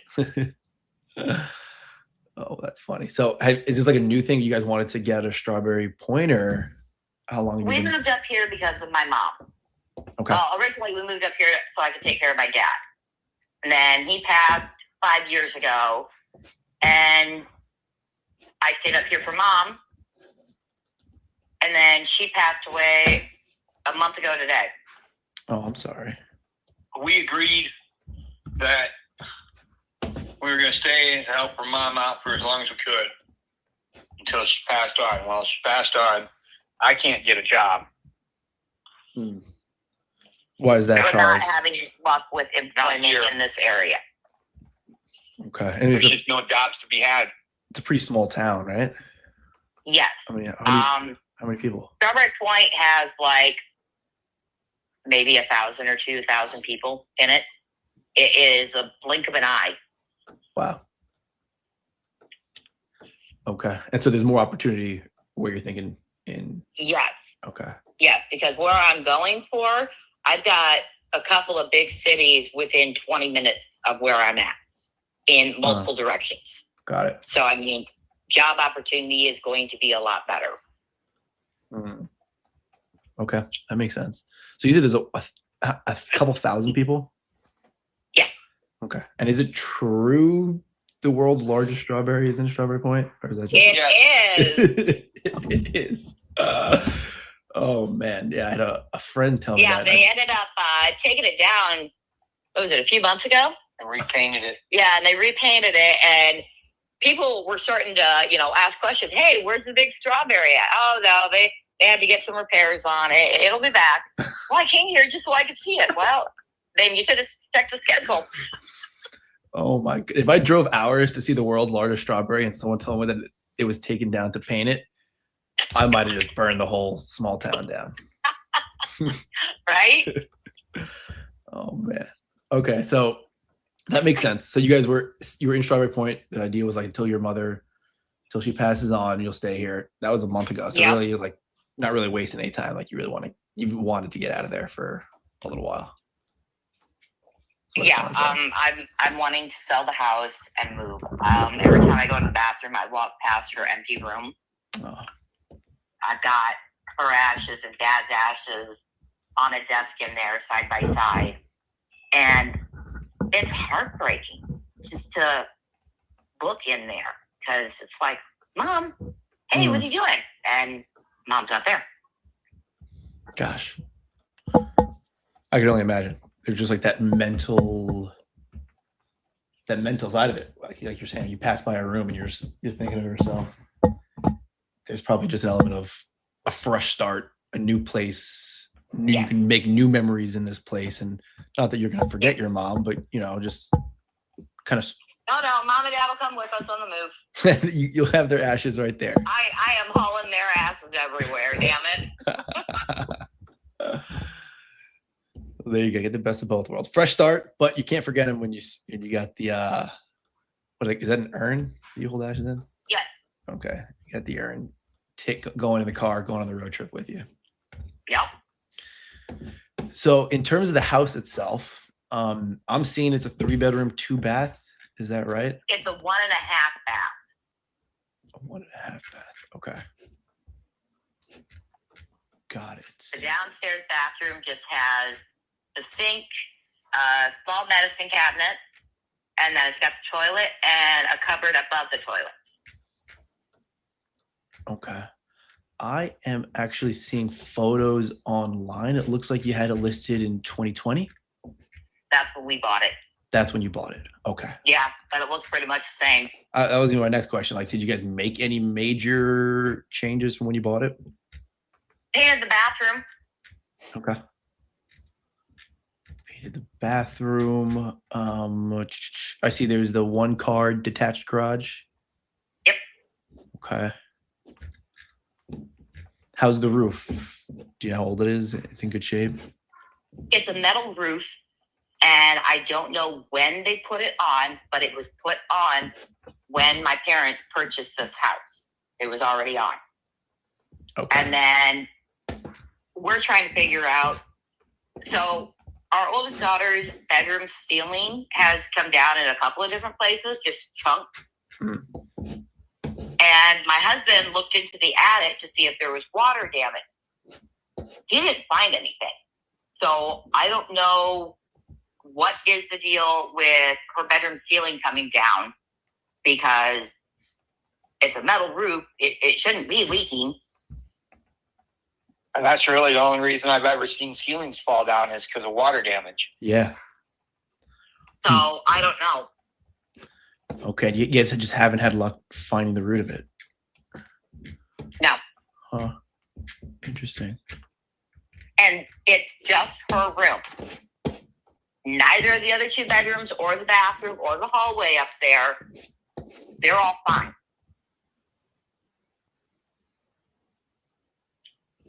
Huh. That's strange. Yeah, usually it's pretty clear where it's coming from. Yeah, and the chunks that fell, They were in opposite corners. They're diagonal from each other.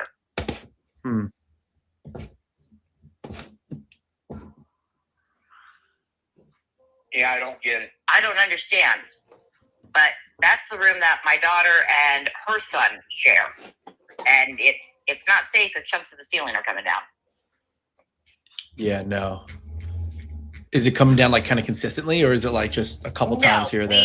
We have had the first chunk, it was a pretty good sized one.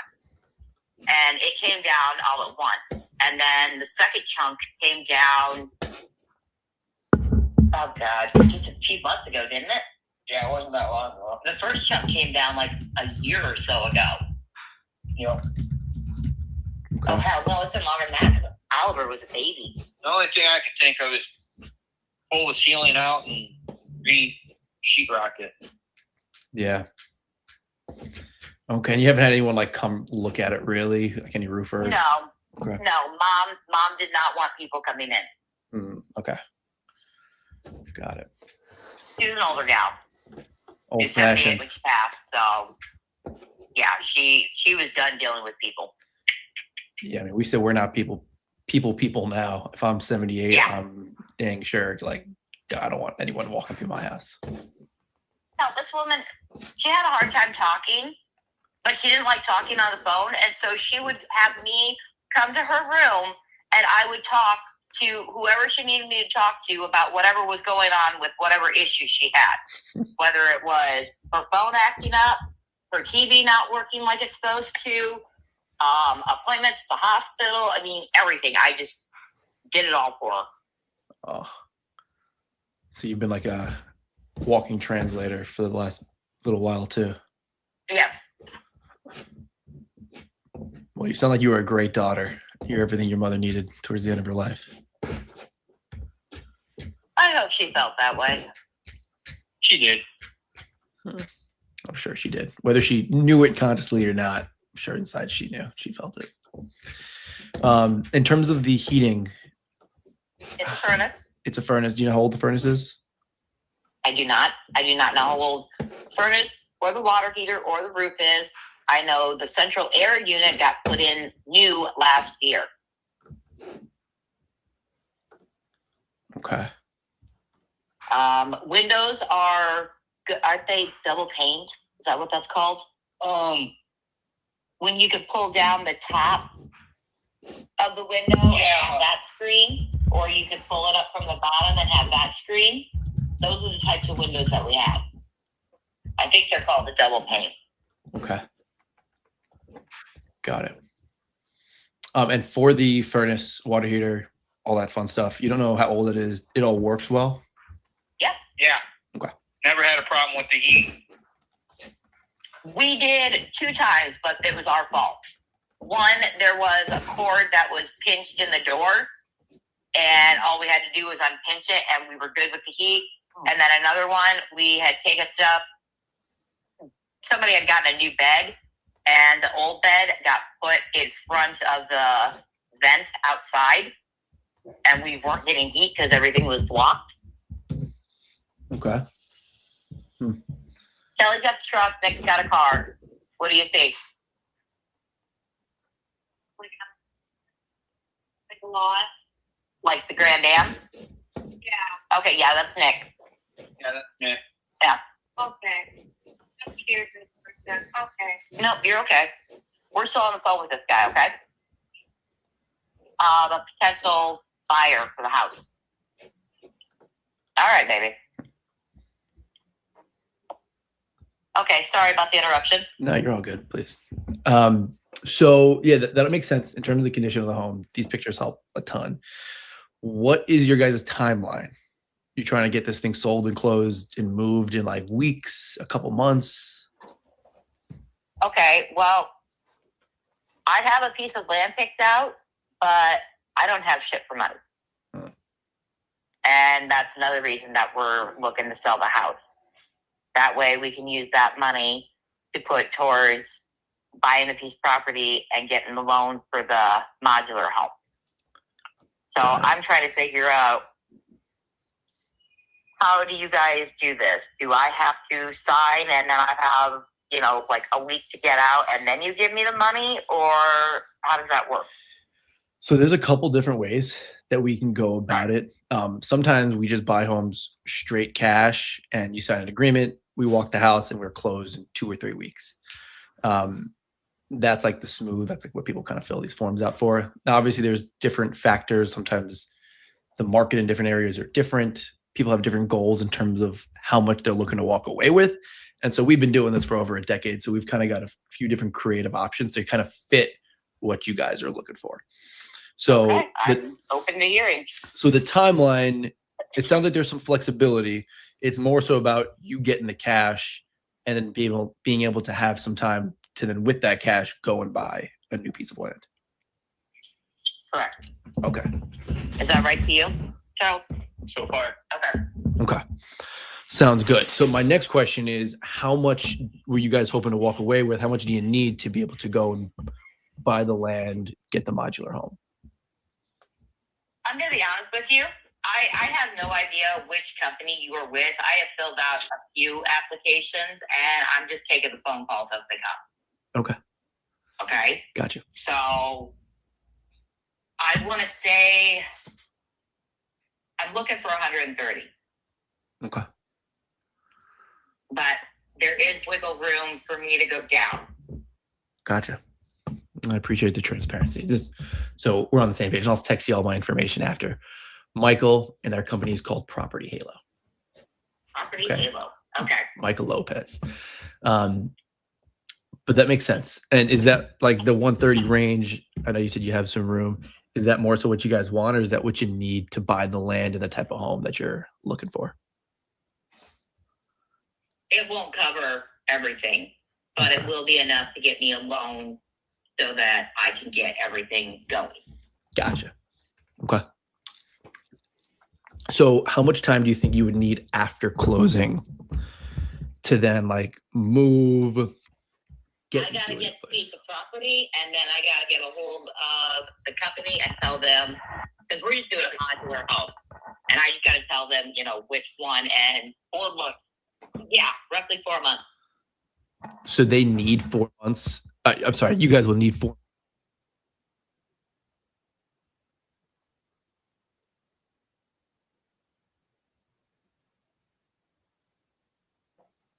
We lost him. Can you hear him, Stratton? Can you hear me, Eli? We can hear you. Mikey's phone died. Done. He's gone. Poor guy. I was really invested in seeing how that ended.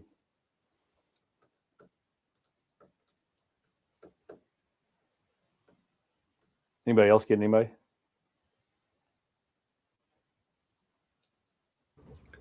Looks like Stratton might have someone. You got somebody, Strat? Combing his hair. No, bro. It was in the middle of nowhere. I'm just calling through leads, and the guy picked up in the middle of Vermont. Sorry. I don't think we've done one in Vermont. I've never done one in Vermont. Where is Vermont? I was never good at geology. Geography. Geology. This thing is... Jesus, bro.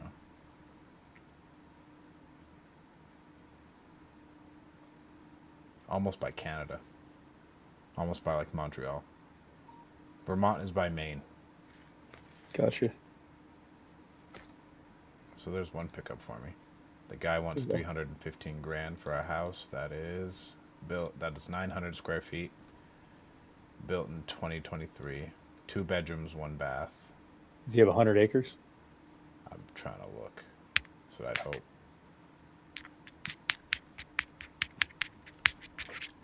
What'd you tell him?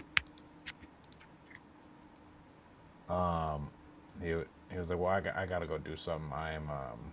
He's doing some type of job. Doesn't even tell me how many acres it is. Shit, we're doing some type of job too, but we can talk to people. Right. I will say the fucker was breathing hard. Breathing real hard.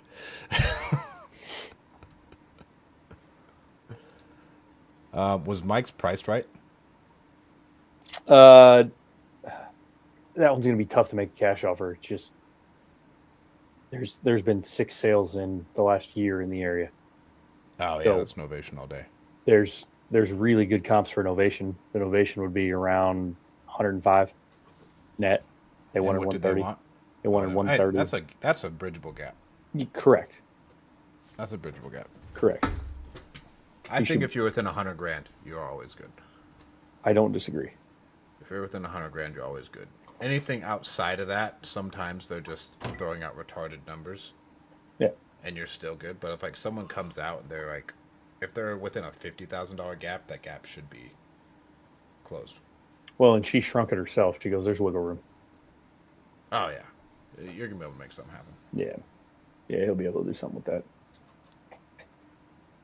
This is where he thrives on these ones where there's like a deep family issue that's going on, and he can just dig in. Yeah. You know where he came from, Stratton? Hello, Godric. Can you hear me? This is Stratton. We were talking yesterday about this house down in LA. I'm doing great, my man. How are you?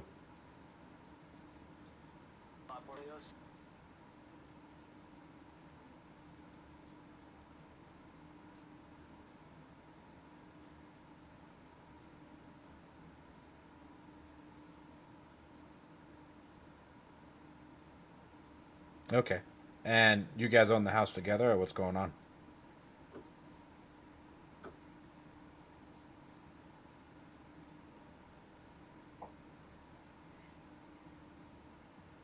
I see.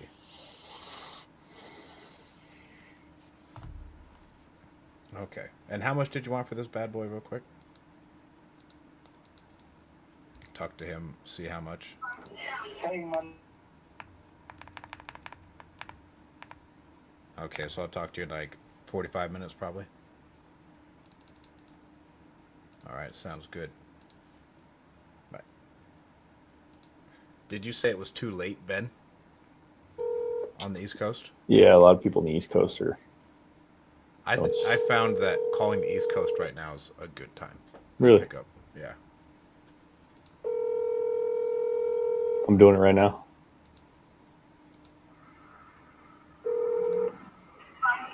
Hey, my name is Gabriel. I will call you right back. He just say, "Hey, mama."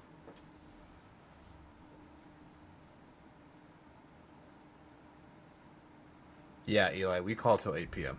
East Coast. I think 8 p.m. is good. And then we'll switch over to Central. And then, what is it? East Coast, Central, Mountain, then Pacific.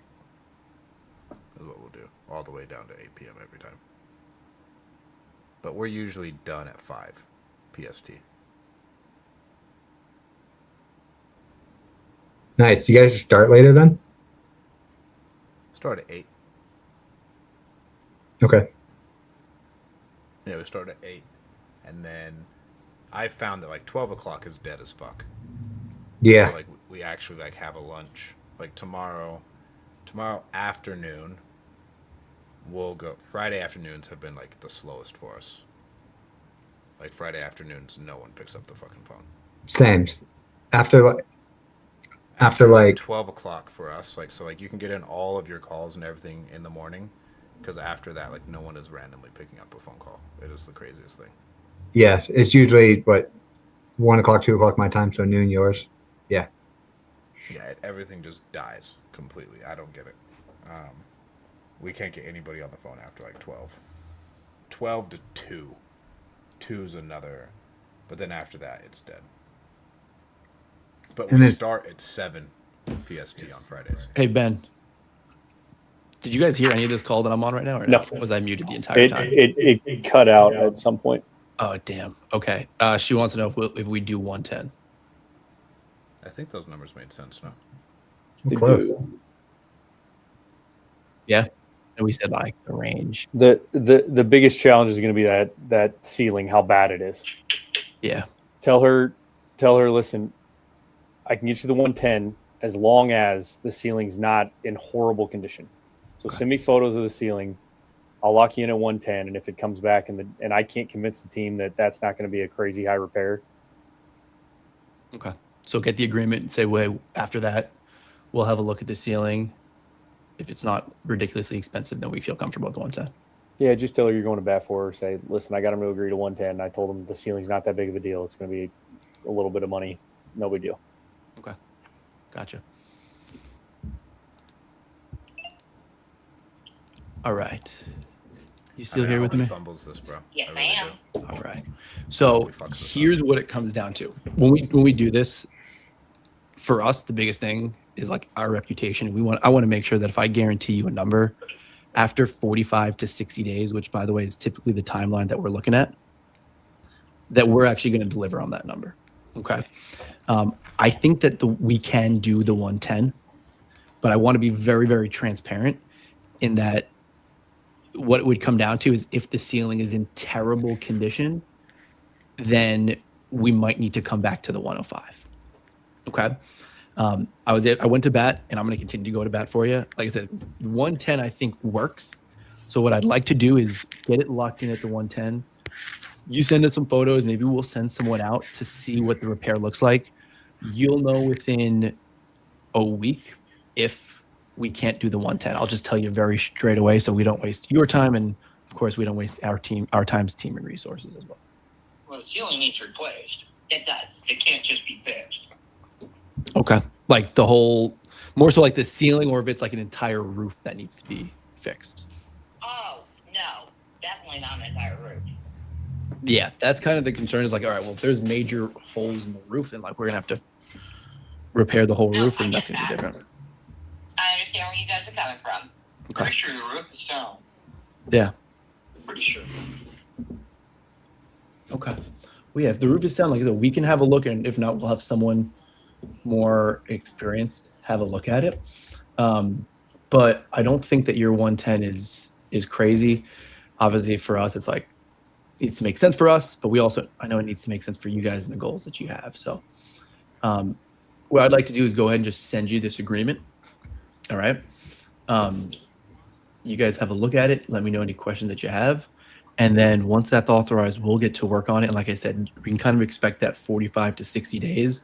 If you guys need like a couple weeks, a week or two after closing to like relocate, that's totally fine. We are more than happy. You know, we work in a lot of states. I know we do work in Indiana, Illinois. We're also happy to have our team go and look for land. And so just in terms of relocation, like that's something that you guys want help with. Like I said, this is a partnership. Like we're in it together. Happy to do whatever you guys need on that end as well to make relocation a little bit easier. That's very sweet of you. I might take you up on that. Please do. Not enough people. People think I'm just throwaway. It's like, no, like this is an end-to-end process. And honestly, I think that's why we've been able to do this for as long as we have, because it's not just a house. Like, I mean, that's why I even like get to know you guys a little bit about the family. Like that stuff matters to us because that's what makes it so if you guys sell another house in a couple of years, or if your brother wants to buy a house or sell a house, you're like, you know what, that Michael guy, he was all right. He took care of us. You'll send him my information. All right. All right. So the email that I have on file is angelmcdowell723@gmail.com. Yep, that's mine. Okay. And Brittany, you are on the deed of the house, correct? I have to tell the bank if I want to keep the house or sell it. I haven't told them either one yet because the house was in my mom's name, but mom passed. Gotcha. Kelly doesn't want to do anything with the house. Danny doesn't want to do anything with the house, so I'm selling the house. Okay. Gotcha. Did your mom leave a will? Yes. All right. Nice. That's good. So they're on board. They're just like, I assume they're going to want their money at closing, or are they like, it's all yours? They said they were done. They were walking away from the house. They didn't want anything to do with it. Okay. Got it. So is there you have like a copy of the deed? I won't need it now, but I think title will need it. Okay. I will talk to the bank and let them know that I'm deciding to sell the house. Cool. yeah, it's stuff that like we can start on our process to figure out. Like I said, look at the ceiling and stuff. We don't need that like day one, but it will be important just as we get closer to like the closing date. That Yeah, I'd rather get the ball rolling. yeah, They like to twiddle their thumbs and take their goddamn sweet time on things. So I trust me, I know. Fortunately, way too much. And you guys have a copy of the will as well. what now? Do you have a copy of the will as well? I will have to ask my brother about that. Okay. So give you a little bit of homework. If you can find those two things, that will be important. Just as, like I said, the process There's starts. nothing about the house in the will. I just went ahead and reset the system, and everything went through seamlessly. And he's gone. Where'd it go? But it's no bueno if there's nothing about the house in the will. Yeah, it's dead. Oh, they asked me if I wanted to take over the payment because I'm on the account with my mom, or if I wanted to sell the house. And I told them I needed time to think about it. Okay. I've already gotten a couple of bills for the mortgage, and without working, I can't do it. Totally. I get that. So were you on the loan as like a co-signer? Because usually lenders don't talk to you at all if you're not on the loan. No, the only reason I get to have any information is because I'm on my mother's bank account. Got it. They couldn't even tell me how much was owed on the house. But when the letter came in the mail for the bank, I opened everything and I saw how much was left for what is owed on the house. Okay. So that's the only reason I know. Okay. Well, that might be something that we will have to troubleshoot. But thankfully, like we've been doing this a long time, so either myself or guys from the team can just help kind of navigate and let you know very straightforward, like, hey, this is what we're going to need. This is what to ask from the lender, all that fun stuff. In the meantime, we'll do one thing at a time. I'm going to send you this agreement. All right. You guys have a look at it. If everything looks good, go ahead and authorize it. All right. And then we will start the process from there. Okay. Right, do you have any questions for me for now? Yeah, I want you to try calling me on my phone. I couldn't get my phone number in. It wouldn't accept it. So I'd like to just give it to you because this is my daughter's phone. Oh, really? Yes. Did your daughter fill out the initial form? How'd that happen? No, I filled it out. I filled everything out, but she was gone and it wouldn't accept my phone number. So I put in her number. Got it. And told her, hey, yeah, someone's going to be calling. So like, okay. Okay. What is your phone number? 563 293 1418. All right. So we got 563-293-1418. Correct.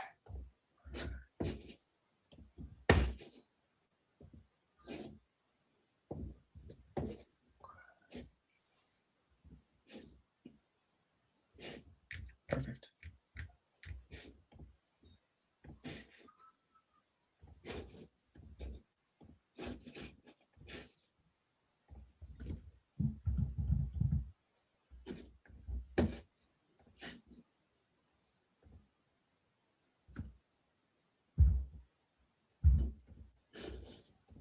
All right. So what I'm going to do, Brittany, is I'm going to text you from. So this number is actually my cell phone number. I sometimes go back and forth just based off of where I'm at. I'm going to send you a number from like my personal company number, just so everything is like logged. And if I need someone else on my team who's a little bit more experienced when it comes to the lenders to like reach out to you, they can just come in and just text you from that number. Okay. Okay. I want to send you this agreement while I got you here because sometimes there's issues. People are like, oh, it said it sent, but it didn't send, and all this stuff. So just give me one more minute. No, here. you're fine. My phone actually went off, and I was checking to see if it was you. Cool. Yeah, I need to text you before we hop off also, so you can save my number.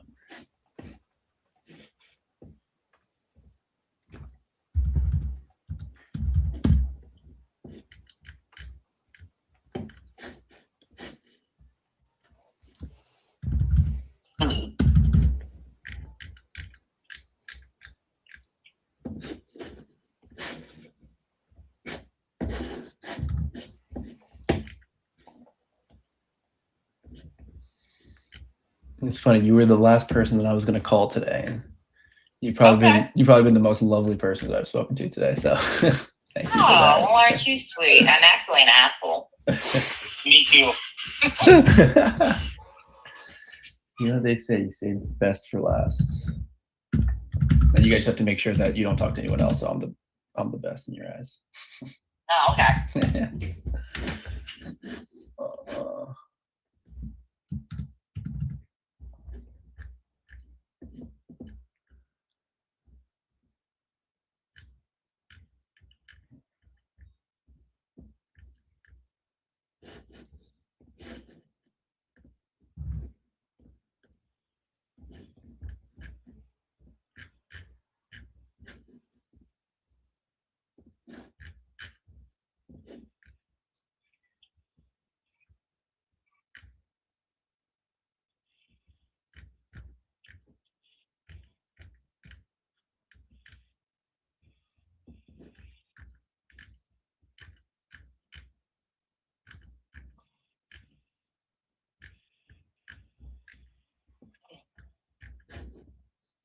Cool.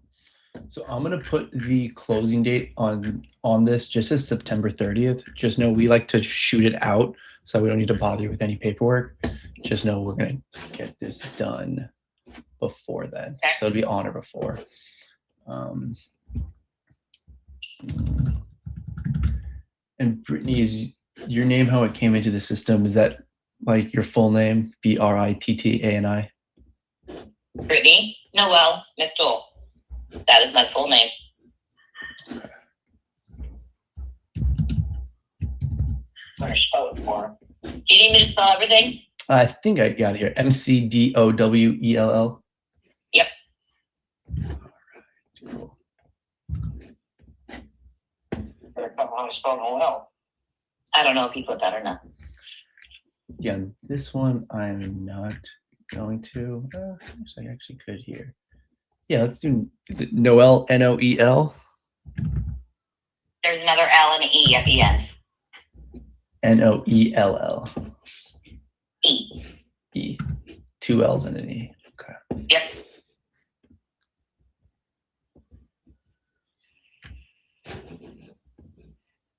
It's French.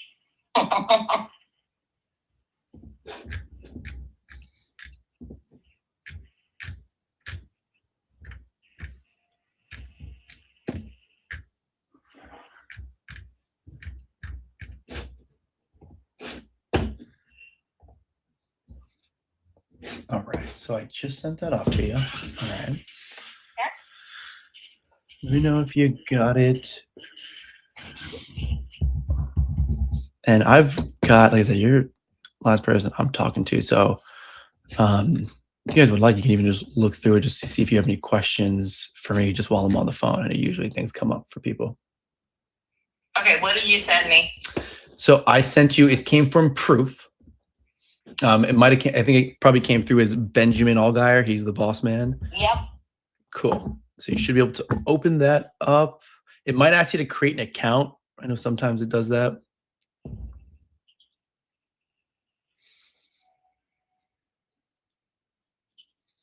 All right, sign up to get started.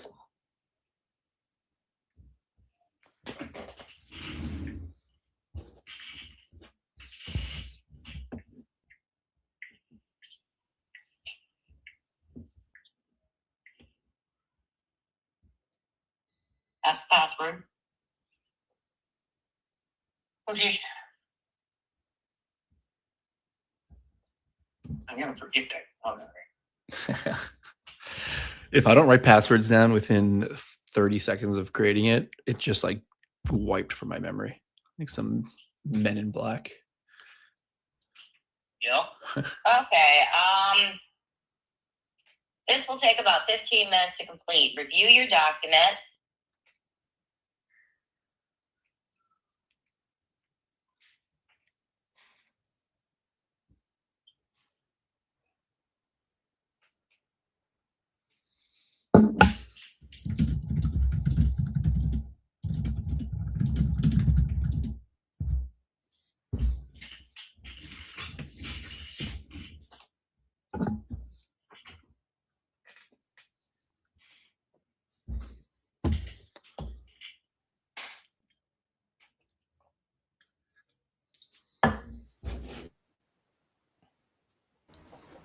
I know I don't have Eli's. anyone. That was a smooth. Get them to sign the paperwork with you there. We always want to go over the paperwork with them there. For sure. I think RJ Bates is a liar by sending people just documents to sign. If like it's a close and it's not a offer given, you might as well get it signed right then and there. Agree. You calling RJ out on our live? I call him out all the time. That's like the one thing I have an issue with. We deal with the most non-committal humans on earth. Correct. Like in sales, in general, I would say it should be a rule of thumb that you should go over the paperwork with your client 100%. before the time kills the deal. 100%. Because what happens if they get a call 2 seconds after you hang up? And that should happen more than likely. It likely will. If they're filling out all this paperwork or all these forms online, they're going to get a call. Yeah, they're going to get a call. I was talking to a lady in Sarasota yesterday. We were on the phone for 20 minutes. She got 8 calls from other cash home buyers in the 20 minutes we were on the phone, and she would stop in the middle of our conversation and go, "Hey, hang on, I'm getting another call. Let me answer this." She would come back on. She goes, "It's another cash home buyer. It's another cash home buyer." By time 4, I was like, "Hey, they're going to keep calling. I'm trying to get through this with you so that you have something in front of you. Can you stop answering these phone calls?" Yeah, you should never, ever, ever. Just like what Ben said, like everybody if they get the offer, they get the paperwork is one thing. But like if you're there and in the pocket, the deal has to be closed then and there because you're still going to have an issue of people backing out. And like we're not belly to belly, so you're just a random guy on the phone. Correct. So like they really don't owe you anything. A lot of people are like, "Bro, fuck you. I signed with someone else." Yeah. And then you can threaten them with like a legally binding agreement. But depending on the state, bro, it's not even like worth it. It's not. Like unless you know you have a fucking home run, it's not. And if you're doing nationwide, it's really not worth it if they back out. Unless you have a buyer lined up because like you're at a 50-50 shot of that thing getting sold anyways. Mm-hmm. Yeah, in Ohio, I know for a fact Ohio's a pain in the ass to on the like memo side. Investor side. Yeah, and on the memo side, it's miserable. Half the counties won't even file them. Like you can take them to the counties, they'll laugh at you if you try to bring one there. In Utah, I can only file, not Utah, in California, I can only file a Liz Pennant, so I have to pay $2,500. Yeah, no thank you. And I have to sue them, and then if they want to challenge it, they can sue me back. Not worth it. Yeah, depending on what it is. One of my friends ripped $100K this year off of a Liz Pennant. Really? Yeah. But the people were they signed with him, they were tweakers. And then they ghosted him, and so he filed the Liz Pennants, and then another person locked it up, and he was like, "I'm only doing it for like $100,000," and they paid him his $100,000, and they still wholesaled it and made 50. Huh.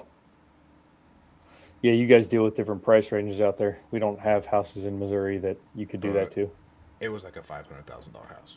Yeah, I don't think I've ever thrown out a cash offer on.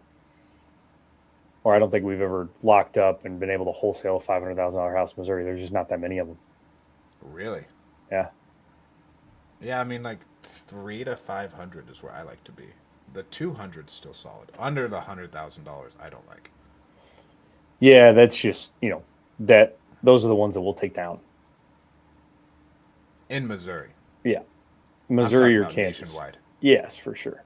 Nationwide, underneath $100,000, I found that it's really hard. They're brutal. It's hard to make a rip, and especially if they're under $100,000, where are you going to find a buyer for it? Where are you going to find a buyer for it? your novation profits will be eaten up very quickly. For sure. One thing goes wrong, you're screwed. Yeah, one thing goes wrong, it's over. Where's this one? But yeah, so we started marketing more in like Connecticut, Massachusetts, Delaware, Really interesting. and New Hampshire. Huh. It's like California. The prices are crazy, Whether and they're all title company states. The foreclosure game's coming back right now. You think so? Tiffany and Josh up in Ohio, that's like a big part of their business is door knocking now. So, I know. I was talking to Dean about this, and he knows like the largest home buyer in LA, and they refuse to market foreclosures. Why? Because any guru who's in Phoenix right now is being sued by the Attorney General for being predatory Against foreclosures? against foreclosures. Really? And like they're being like sued. And every guru who you think I'm talking about is getting sued Wow. by the Attorney General for saying that they're predatorily marketing to these people. They probably are. I mean, someone's got to buy it.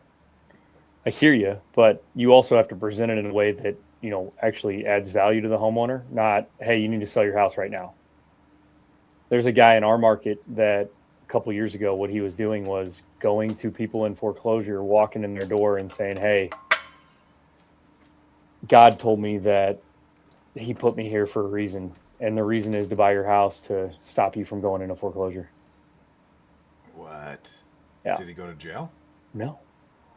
What happened to him? Us and other home buyers would go in after him because you would get the people that just didn't believe in God, and he would say that to them, and they're like, get the fuck out of my house. So we walked in after him on a handful of these deals, and they're like, why didn't you go with him? They're like, well, because of this, and this. And they would explain the story, and we're like, that is so cringe. Because then he would say, I really think that you should go to church with me on Sunday. I'll bring you with me. We have a guy in town who does something similar, but he won't say God sent me to buy your house, but he'll pray with the people. And he's a big God guy regardless, though. And they think that justifies what they're doing in their head. Like they believe wholeheartedly that justifies what they're doing. That guy fucking believes it. But this guy is, I don't know if they still are. They were the biggest wholesalers in Central California, and he would just door knock and pray with people. And they'd pull stuff directly from the county, and that's all they did. I'm not winning like that. No shot. No, I won't. If you told me that was the only way that I could do it, I'd be like, yeah, I'm going to go find something else to do. It's not 5 gallons, Demetrius. It's a gallon. So is mine. I just have really big hands. That's what I tell my wife. But it's huge, Strap. Are you on 75 hard still? No, but it's just convenient to have the water. Fair. Because I'll go all day without drinking anything. I'm 8 months in on July 28th. No, 7 months in on July 28th. No drinking. I go in spurts. It's like a quarter at a time. Yeah. But dude, I've dropped 4.5 years off my whoop age. Okay. Yeah. It's been wild. I hadn't drank since February, and then it was the 4th of July, so I had a couple drinks. Then I went to LA with my sister, had some drinks, and then I think I had a beer on Sunday. This is all within like the last 3 weeks. Yeah. And then I'll probably. There's no it is football season, and it's dude. Season. And I got to go. I got Chiefs season tickets, and I'm going to be at every freaking game. That's the way. And we're going to go to a Tennessee-Alabama game this year. Oh God, that'll be fun. So like that, there should be some drinks there. Who's your team in NFL? I don't really have one. Kalani's whole family's Niners fans. Okay. Is Eli frozen? Your Eli is, yes. Yeah. but I don't really have an NFL team. I love college football. So like I'm a Utah fan and like a Fresno State fan. You're not even a fan of the team that you went to. Didn't you go to the combine for Seattle? Combine. I went to minicamp for Seattle, but they cut me. Okay. So you're not a fan of the team that cut you? No. Oh. They cut me. I hear you, but they still gave you a shot. They were my team though because of the Legion of Boom. Got it. They cut me. Yeah. So, no forgiveness. Fair. Hold that grudge to your deathbed. All right, we have to run this back in 2 weeks, Demetrius. Mike, did you get the contract signed? Walking her through the contract right now. She's reading through it. I was hoping you guys wouldn't run away before she signs it, but No, Ben, you take what? Venmo, Zelle, Bitcoin? Easy money. All right, 2 weeks from today, we're for sure running it back. Eli's frozen for some reason. What's the date on that? Am I? Oh, I get this out of here. Brother, I'm on a golf trip. I leave the 6th for a golf trip. Where are we Does your going? guys' boss even fucking work, or does he just golf and talk about golf? You just No, golf. I talk way more about golf than I actually golf. What does indemnify mean? A quick, easy line for everyone when I get here, and like when I'm about to sign the paperwork, I always just say, okay, our clients want to handle this one of 3 ways. They want me to give them the gist of it, read it to them line by line, or just tell them where to sign. Which one do you think you are? It's good. That's a good one. I like that. And majority of people are going to say, just give me the gist of it. Yeah. That's a good line. And then even the line by line thing, you're still just giving them the gist of it. I like that. All right, but Mike, I'm not going anywhere. I want to see it through to the finish. By the way, Strat's convinced he's going to choke it at the 1-yard line. You never know. by the way, Stratton, that I already mentioned this for Ben, and he attracted First One Realtor. We finally tried to make the screening of our leads and try to move retail, like people who mostly or better fit for retail MLS listing rather than investing. We put them under listing categories. So right now we have leads for realtors. In case that you know some good realtors, you can tell them that they can go and test the leads right now. I know a bunch of realtors here in town. I know like the biggest realtor teams out here. Yeah, Eli, you're frozen. Take a percentage of their profit. I'll take 90%. No big deal. No big deal. We got Eli Madden, did you get anything, bro? I just had a guy who was hell bent on going to eat his dinner instead of having a conversation about his house. Those things happen. Those things happen. Man, I got 2 pickups. I went pretty over today. I had one decent conversation. Did you have any decent ones, Ben? I've been texting back and forth with a lady that I called, and she messaged me, said I need to sell ASAP. I'm getting ready to have a baby. And then I still personally don't call anybody with an Indian name. It's company policy. Fair. You have your policies, I have mine. Ben doesn't call Jewish people and Middle Eastern people. That's what he told me. I just don't remember saying that, but there's a chance that in some timeline, the different version of me said that. This was like last week on a live. I think there's evidence. I also don't negotiate with terrorists, and I'm sitting here talking to you.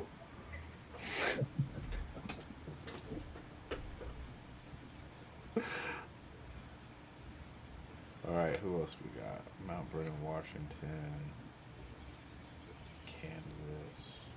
What time do you guys usually end, Ben? What is it, 7 for you? Yeah. So you guys are late.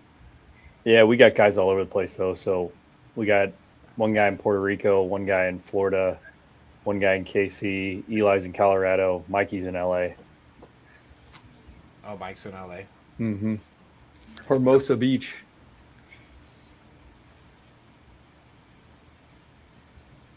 Yeah. He's a New York guy that moved to L.A. New York. These New Yorkers are aggressive. Oh, he's very aggressive. Don't piss him off. Yeah, these New Yorkers are out of hand. He came and stayed in Kansas City, and my wife was asking him. She's like, "What do you want for dinner?" And he told her what she wanted. And she goes, "Yeah, we don't have that." He's like, "Listen, you asked me what I wanted. This is what I want. You better go to the store and get it." Wife's like, that guy's a killer. He's really good at negotiating. I'm like, well, he's not going anywhere. Jeez, Mike, you cucked Ben in front of his own wife. He actually made us sleep in the guest bed. He took the master.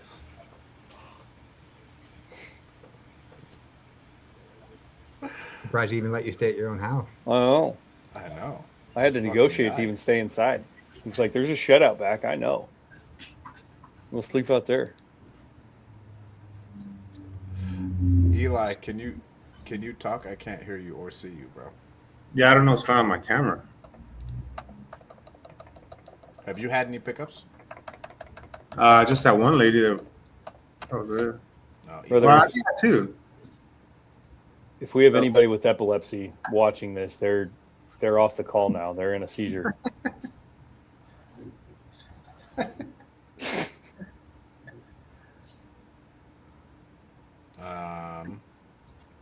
Rich says hi on Ben's Instagram. Eli has to go. Who said hi? Eli. Rich Wonders. Oh. I messaged him. I texted him.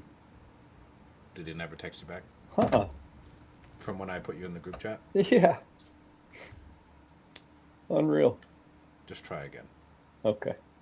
Let's try again. He's a good guy. He seems like a busy man. He's a busy man, but he's a great dude. I can't imagine having 3 kids as young as... Does he have 3? I think he has 5 kids. Oh, my God. Good Lord. Yeah, 3 of them are really young. I couldn't do that. I got to start soon.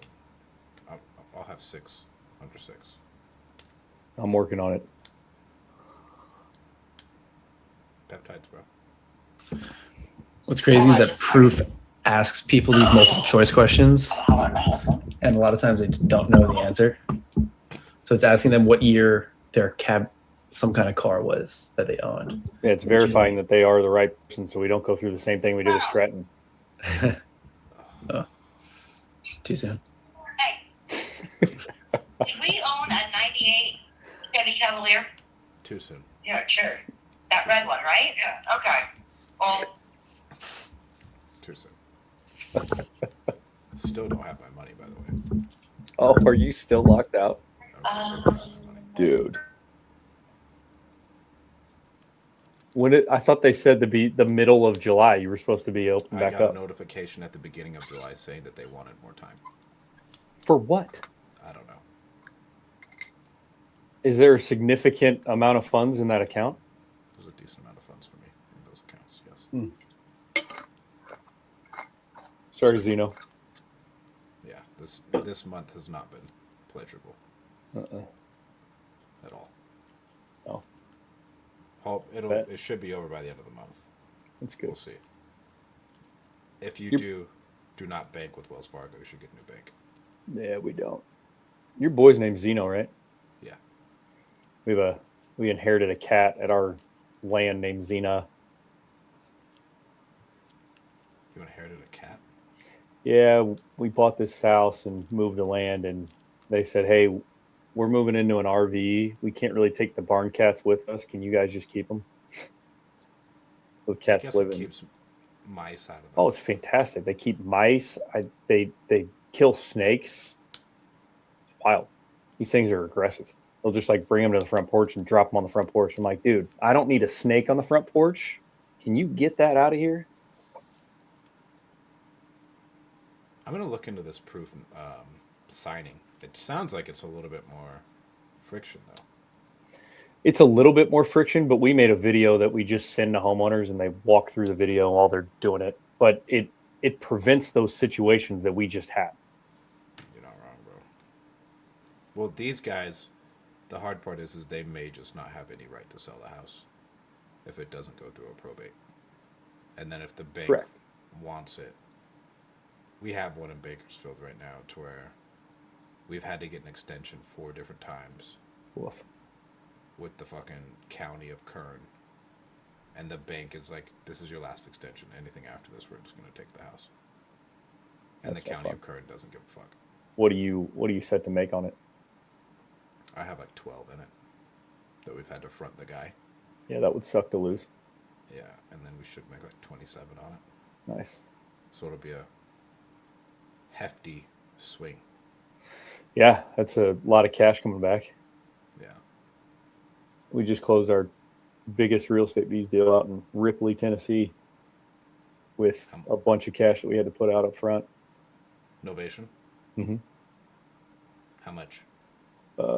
We guaranteed them 90, listed it for 155, and got 155. I think the check was 43,000. Yeah. There you go. Yeah. Our biggest one with them was all together 150. See, those are nice. But we got 50 because we brought in it was that note that we bought. Ah, gotcha. So I brought in someone who actually knew what the fuck he was doing. Fair. Yeah, those are tough. We made 50 on it. Still not really good. Yeah, for sure. Really That was a real estate bees lead? Hmm? Nice. And that was earlier this year. There you go, Demetrius. I just want to understand how we can find more like this. Right. We had another one. Well, the guy that was fake, that was a 50 piece. Dude, that was a big one. That one was a fucking big one. Yeah. And you would have sold it for more if you didn't sell it to me. Yeah. But I'm kind of wishing you would have sold it to somebody else. I know. Everything works out for a reason now, because it would have been a pain in my ass if it wasn't you. Mm-hmm. Oh yeah, dude. God, that would have been a nightmare. Yeah.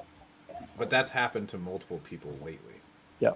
I've talked to a couple of people about it. And this, how does the title company mess that up? Especially when they talk to, 3 of their attorneys? Yeah. I still haven't heard back from the Mississippi title company. Really? You called them, left a message, and told them what happened, and they just never responded? They called me back, and I was like, hey, like, this is like what we're seeing. And they're like, okay. Didn't care? I don't know. Well, They're probably trying to avoid a title claim, so until somebody else brings it up that this is fraudulent, they're probably like, well, no one's really asking us for anything. Why would we say anything? But if their underwriter finds out that they knew about it and somebody brings it up 6 months from now, they're going to be in hot water. it is, I mean, maybe they are. It's in a fucking small ass town in Mississippi. That's fair. But if it's an older public deal, Oh man, that's not going to work. that's a good novation though. 48. We have one. I'm waiting to get an offer back. That should be close to that today. Nice. I like these novations. They're just better for the sellers too. A lot of the times. For the people who we serve, yeah. If I'm in a metro, I want to do cash. Correct. If I'm in a metro, I really like doing cash. It's just so much easier. I agree. Yeah. It's tough when you're competing against, 15 other people though. Yeah, but then cash. You know what's happening in Missouri on August 28th? How are they supposed to enforce that? It's the stupidest thing ever. What do you mean? How they're going to make you send the seller something 14 days before you go into an agreement? Yeah. How does that work? What if I just met you? I have to fucking send you something, then we can sign paperwork? Yep. What if I double close it? Then what? Nothing. Yeah, so they can fuck off. There's a lot of people really pissed off about it. There's a guy in our market that knows. We've done some deals with him too on his personal rentals, but the Speaker of the House from Missouri, he's a member at our golf course, and this other guy who owns the biggest buying operation in Kansas City went to him and said, we need to get this outlawed. And he did it because he was having an issue with a bunch of like wholesalers lying to homeowners, locking them up, and they were getting the deals. He couldn't get them. And then they would just go back to him and drop price close to closing. And he's like, well, I need to get more deals. So how do I get rid of the wholesalers? Well, I make sure that they're not able to do that. But then it's like, well, if I just double close it, that doesn't matter. And so For it's sure. all for naught. For sure. But a lot of these wholesalers are dumb and they don't know how to figure out how to get financing for a double close. That's the other thing, though. Like all these, Yankee has a $10 million fund that he raised for transactional funding. Mikey does? Know. Yeah. Bro, they did numbers last year. Did they? They did 8 figures last year. Good for him. And then another one of my friends has one, and then I know another guy with one. To where that'll just be the way, and then a title company is always going to take the business. Yeah. And so, like, you did nothing, essentially. He just pissed off a lot of people. Well, he pissed off a lot of people, but he just cost all the homeowners essentially 1.5 points on all of their transactions. Because I'm just going to bake my 1.5 points into it. Exactly. And every wholesaler will bake their 1.5 into it, and so here. Well, the smart ones will. Because, they have to send a letter to a homeowner saying that they'll wholesale the house, even though they don't know the homeowner. Mm-hmm. Well, their initial conversation, they can't sign a contract until they've presented them that letter.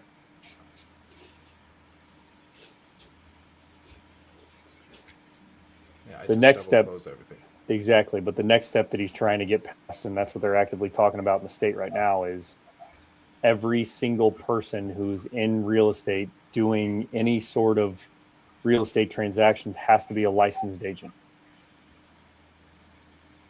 And I don't think that helps anything either, because agents are all retarded. It doesn't. And you can get your license in fucking a month. You can do it in 7 days. Yeah. So what the fuck, bro? He's just trying to create friction for wholesalers, which, I mean, the guy's got $20 million liquid. He just wants more deals. They're spending $350,000 a month on marketing. And he just wants to buy more houses. He just wants to buy more deals. All right, we're signed, sealed, delivered. Am I good to go to the beach now, or? So I will say, it only counts if they can actually sell the house. Listen to Stratton throwing in rules at the end of this. No, good job, Mike. Good job, Mike. I'll see you guys at home now. Okay, perfect. Let's hear it. Stratton loses and we win. Show me the money and I'll say. Thank you guys. That was good. That was decent. You picked up a guitar, what, a couple months ago? Yeah, a few months ago. Fuck you guys. All right, Ben. When do you get back from your golf tournament? Let's see. We're gone the 6th through the. We come back on the 9th. So I'll be back on that week of the 13th or the 10th. So we could do the 13th if you want. The 13th it is. It'll give you 3 weeks to go find another rep, since your other one disappeared. I mean, you did have 2 people on the phone. Well, you had 3 people. We only had 2 people. So the odds were in your favor. So I should technically get a handicap, but I'm not going to do that to you. But I was late. You were. All right, you guys have one. I already have to pay Ben anyways. I already have to pay him his nonsense. This was fun. Yeah. Sure. We're going to do this internally now. Every Thursday for 4 hours. Everybody's getting on the phones and making calls. I do it once a week. Do you? Probably. Yeah, I do it once a week. Because at the end of every day, so like 4 to 5, we call it power hour. And so it's just to pound the phones, send in the meme in the chat, and get after it for that hour. Because I think people pick up the phones the most. 4 to 6. in my opinion. I don't disagree. Cool. All right, Eli's Mikey. licking his Throw- wounds. Good job, Throw Mike. it into there. Thank you, guys. Good job, buddy. All Thank right. you, Demetrius. Yes, thank you, everyone. Congratulations, Mike. Congratulations, Ben. You already earned something, but I hope you will close it. And I already scheduled another one at the 13th of August. So see you, all of you there. Demetrius is like, can you guys shut up so I can go to bed? It's 2 a.m. It probably is pretty late. Yeah. Yeah. It's 1 p.m. There you go. Well, thanks for being up with us, Demetrius. All right, brother. All right, guys. Later, fellas. Yeah, see you, everyone. Have a good one.